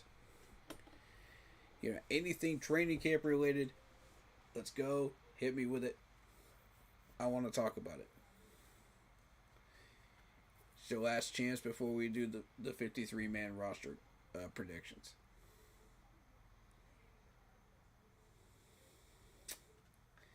And we'll try to get some people from the team chat that normally react during games to help us out with the 53-man roster predictions too. I'm gonna see who's available. You know, it's gonna be whoever just happens to be available tomorrow for that. But we'll see if we can get a few people in. Anyone that really wants to join us for that is welcome. You know, once we've gone through the blueprint. You know, because we'll be talking about the blueprint too. So that's how that's gonna roll. Yeah. Anything you guys want to add in chat right now? Be my guest. Throw it in. I don't know what time that stream is gonna start tomorrow. It'll start whenever I feel ready for it to start. You know, scheduling wise.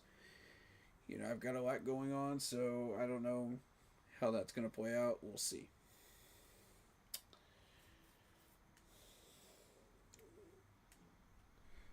But yeah.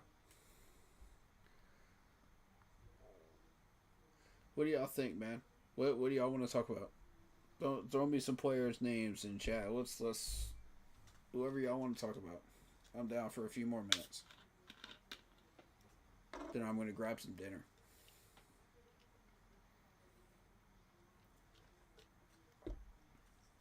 Start prepping for that 53-man stream there. Prediction stream.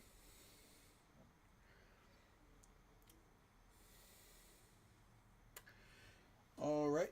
Nobody then? All right. Then we will call this one a stream.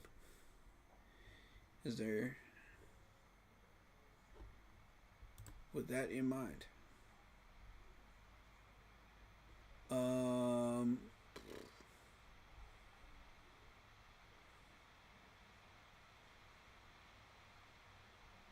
10 highest graded rookies. Let me see this real quick. Mukaba, Meeks, Preeb, Page. I'm not even sure if that's how you say his last name. Josh Pribe or Preeb. I'm not sure. I'm infamous for mispronouncing names, so I apologize. All due respect to the player, he's probably very, very talented. Makari Page for the Giants. Efton Chisholm for the third. For the Eagles. For the New England Patriots, my bad. New England Patriots. That's according to PFF. And we've got Dean Chark of the Jets. We've got Theo Weiss. We've got Trey Harris of the Chargers. We got Jahad Campbell of the Eagles. And finally, 10th is Easton Macaronius Arnold of the Browns. So those are your top 10 graded PFF rookies from preseason week 2. So I just figured I'd cover that because I cover everything, 32 teams wise. So anything else that pops up? Oh, Trey Hendrickson. Yes, Trey Henderson. My bad on not mentioning him before. I am so sorry. I'm dropping the ball today. Trey Hendrickson. We were listed as the number 1 team that was interested in Trey Hendrickson. There were a few others. The Colts. I'm sorry, I don't have that full list. Does anybody have that full list? Because I do want to cover that.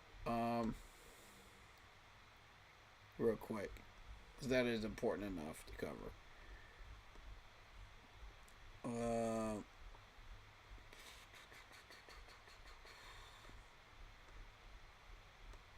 Who's got that list on Trey? Anybody have that up? It's here somewhere.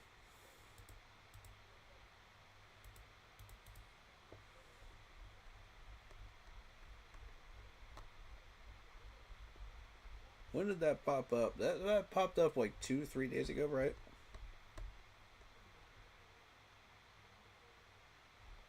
$14 pages of it in notes. Okay, cool. Let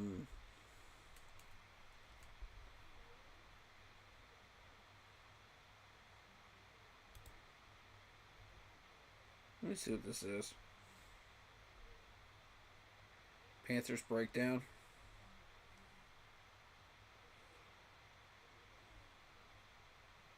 Oh, Panthers breakdown.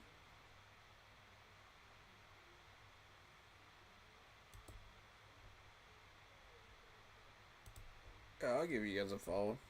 Sure. Panthers Nation. Sure. Shaq, of course.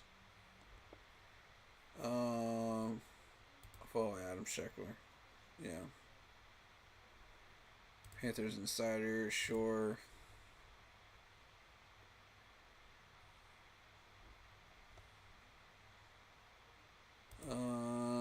I haven't met those people, so I don't know who they are.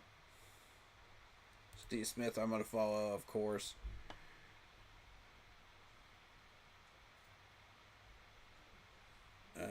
PFF, sure, why not?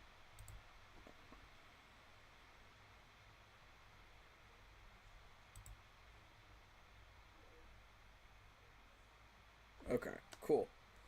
So that's Instagram. I'm not sure exactly what they were trying to do with this.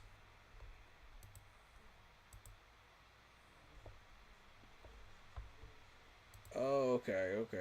So there's a whole list of things here. Cool. Cool. Well, we've already seen most of this stuff.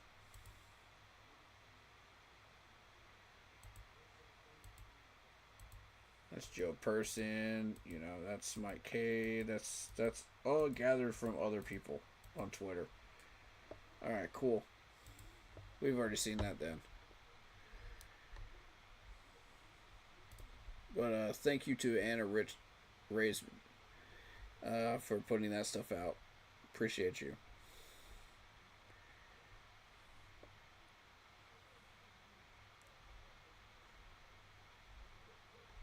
Here's why it doesn't matter. Who posted that? Oh, Zach Roberts posted that. Okay. Okay. Here we go. Okay, so the Browns, the Panthers, and the Colts are interested in Trey Hendrickson. From what I have heard, okay, they want a first round pick and a young player. They want a first round pick and a young player. So I don't know what young player you want, Cincinnati, because I don't. This doesn't seem like something we should do. That's why Dan and Dave are just like, nah, we shouldn't pull the trigger on this. You know what I mean? And I don't blame them. I don't blame them for not dropping the hammer and making the move. You know what I mean?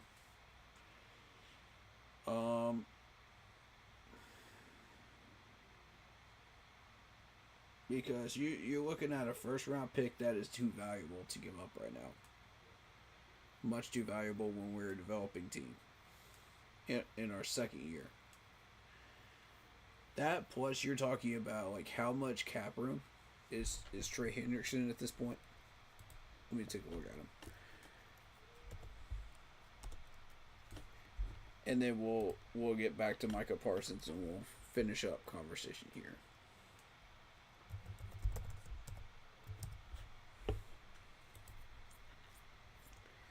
This is important though.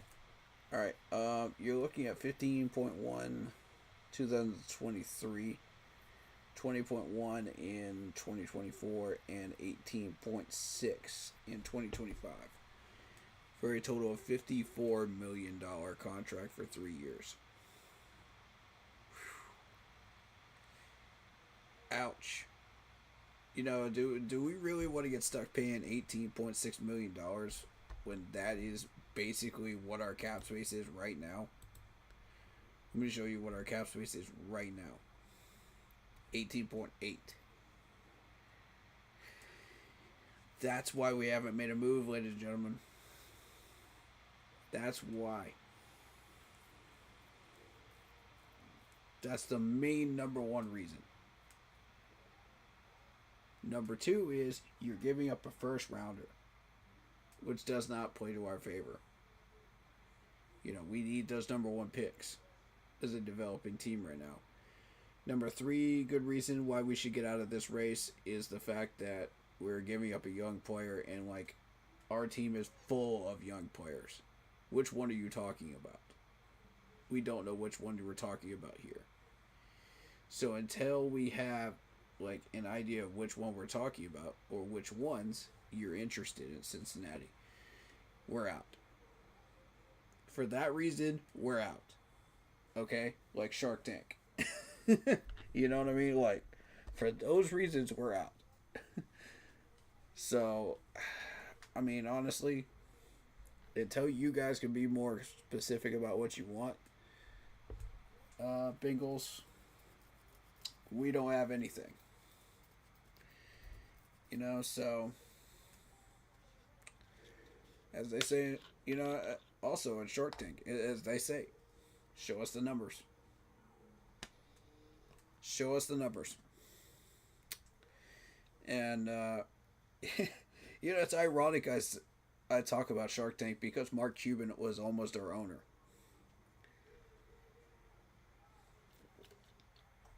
The funny thing is, he saw, when he started taking a deeper look at this team, once he started scratching below the surface, that's when he peeled off and he was like, nope, for that reason, I'm out. You know? Because literally he once he started looking at this team a lot further, he was like, nah. He saw the table scraps under the table and he said, this ain't gonna do. We're not doing this. Like, the profits I could get out of this aren't worth it. Plus, I don't understand the NFL game, you know, the NFL as well as I do the NBA. Which is fair. Which is absolutely fair reasoning. I cannot fault him for that at all. You know, the NFL is a little bit more complicated than the NBA. And, you know, it's not as easy of a ownership role. You know what I mean? Yeah, same general stuff. You get back to the community. You know, you hire the coaches that you need, get the players that you need. You know, atypical stuff. But when you start diving into the numbers and our records, and once he reached the pile of crap underneath, that's when he said, nope, we're done.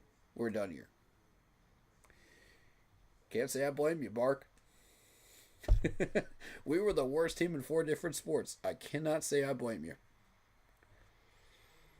Oof. I mean, it's the truth. The truth hurts. What, I'm supposed to lie and say this is the best team ever? We're going to win the Super Bowl. Rah, rah, rah, rah, rah. No, I'm not going to do that. I'm not that streamer, guys. Everybody that's been here knows that. Since the beginning. Even if you're new here, you should know that. Come on. Even if you've been here just yesterday, you should know that. So, I mean, that's just to give you an idea of who I am. But, yeah. Trey Henderson, we're out. Micah Parsons, we're out. Because Dallas wants 2 first-rounders and a player. I'm like, you guys are insane. No one's going to meet that price. Nobody. Nobody. Except for Cleveland, maybe, because they were stupid enough to take the Deshaun Watson deal.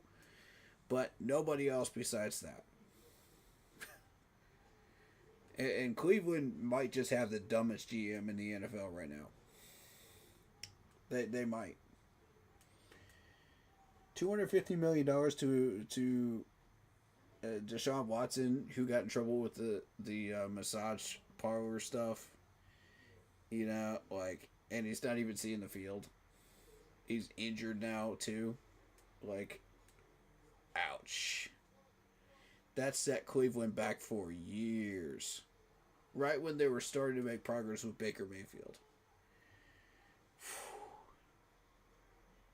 That's what hurts the most if you're a Cleveland fan right now. Is the fact that you gave up on Baker for that.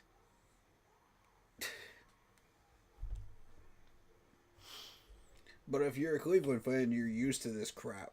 Because this is usual Cleveland football, man. You know what I mean? Like, and your GM is a fool. He's an absolute fool.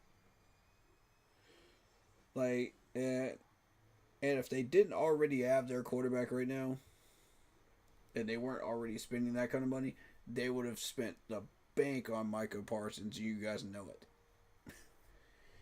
They would have paid this guy like $100 million or some garbage, like that. It's just money they don't have. It's like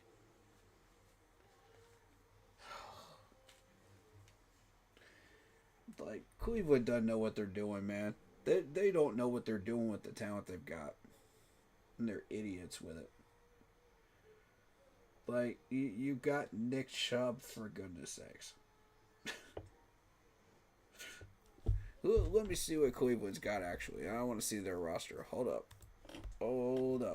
First, we're going to check their cap. First thing we're going to do is check their cap. $19 million. $19 million. Okay.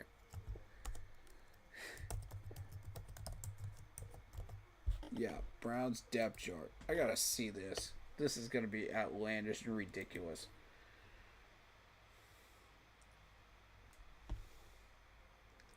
But here we go. Just for this, just for kicks and giggles. You know what I mean? Just for fun. Y'all got Deontay Johnson, for God's sakes. Why? Bruh, why? We gave this man away for a ham sandwich. Are you freaking kidding me?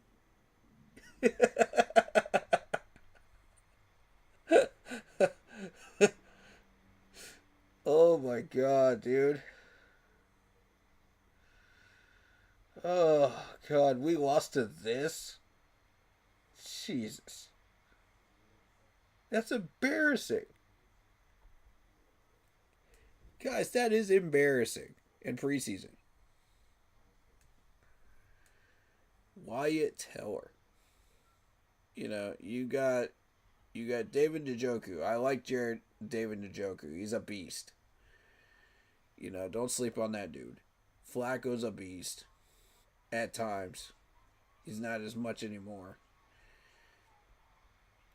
So what, y'all got no faith in Kenny Pickett? So you got...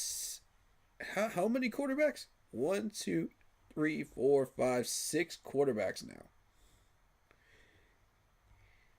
All of them are made of glass. God. Cedric Tillman is your best wide receiver.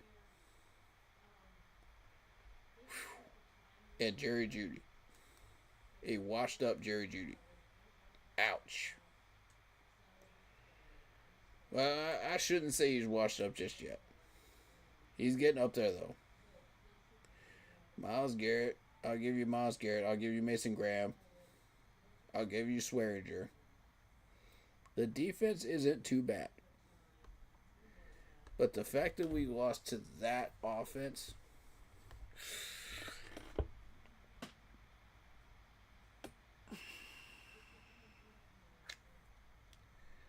It's time to wake up, Panthers. It's time to wake up. We can't be doing this no more. Can't be doing this no more. It's not the Matt and Frank era anymore. I understand it's preseason. I get it. I get that. But this ain't it. When you lose to Cleveland in preseason, come on. Come on. Come on. Come on. Come on.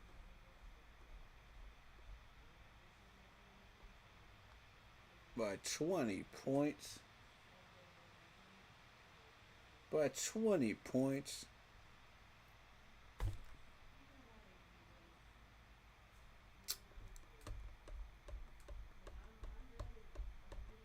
Yeah, I'm ready for a regular season. I'm ready. I'm ready to get this going. We twiddled our thumbs in preseason long enough. I'm ready. This Jacksonville game can't come fast enough for me. I don't know about y'all. That's how I feel right now. But we still got some position battles to deal with, so we'll get those out of the way. during this game against Pittsburgh. And then we'll see. But until then, thank you guys for coming and checking out the stream. Hit that like button, hit that sub button, hit that bell, select all, leave a comment down below if you feel like doing so. And don't forget to check out Facebook group page. Keep pounding in all caps for in-game posts, polls, opinions, and reactions to NFL news, such as scheduled for the channel and for the Irish Sports app. Keep pounding Fantasy Football League, which is coming very, very soon. Shout out to Lock Poppy. Shout out to Tom Brady 12. And we are including prayer into the streams now, so unless we're doing game day reactions. So just FYI on that. So if you guys would like me to pray for you, let me know. We'll stop content and we'll pray for you during live streams. We would love to have the opportunity to do that, or send positive energy towards you. We would love to do either one of those things. So just let us know.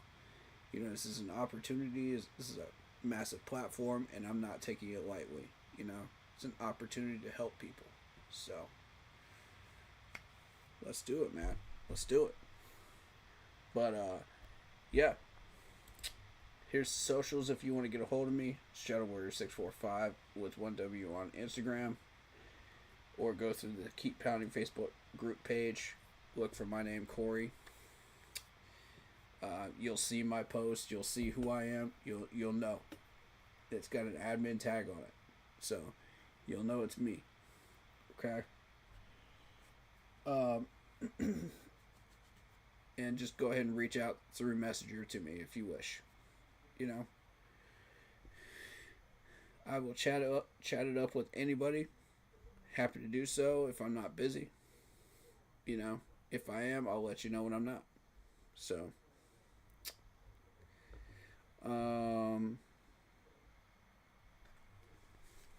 shout out to Monster Sub and Grub. Get yourself some tasty subs out in Spartanburg, South Carolina. If you're ever out there. They have the most delicious subs, and I had one actually. They are absolutely fantastic. So, a little bit of free advertising for them. Their owner is a Panthers fan. Tell them we sent you. Tell them we said hello, from our channel. And we want to thank them for their generous hospitality of having us stream in their restaurant. We would love to do it again.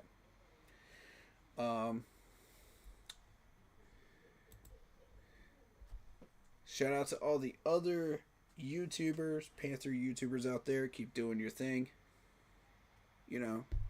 Whatever that looks like for you. We appreciate you. We love you. Keep doing your thing. We rock with you. We love y'all, man. Especially C3, Blitzball Champ. We got Shellytron. We got PNP. We got Unk 2020 out here. Man, we got all of these people, man. A Robstar Report. We got, Cat, Mr. Cat Chronicles himself working with C3, man. I love all these people, man. They're great people. And I've met a bunch of them, so, give them some love, give them some shout outs, give them a sub, give them a like, on their streams and videos, show them some love. They deserve it. They've been at this for a lot longer than me, and they know what they're doing. You know what I mean? So, they got a formula that works for them, just like we do. So share the love, man. Share the love. It's one love. It's one family. One Panthers family. One giant umbrella of Panthers love, man.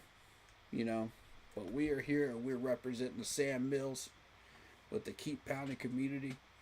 And we love it here, man. We love what we do here. So, we just want to appreciate everybody that comes through and shows us that love. So, so you don't have to stick around to just one channel.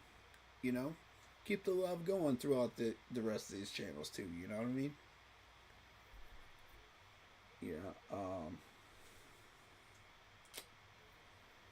But, yeah, we'll be back tomorrow for the blueprint video. So, I'm not sure what time, but we will be here tomorrow. Same, keep pounding the channel. You already know how it works around here, man. If you like that intro that you see on your screen and you are a content creator, go check out Lindara Ty on Instagram using her last name first, Ty, T-A-I Lindara, Lindara. I don't even have to sponsor her anymore, but, you know, the contract's already up. But as far as, like, you know, shouting her out and stuff like that, I love to do it because she's such an awesome person. Fair pricing, awesome to work with, and just awesome in general. Lindara Ty on Instagram. Go tell her we sent you. She'll hook you up. Alrighty. Well, you already know how we do things around here. Stay happy, healthy, and well. And we will see you guys next time. As always, keep pounding. Peace.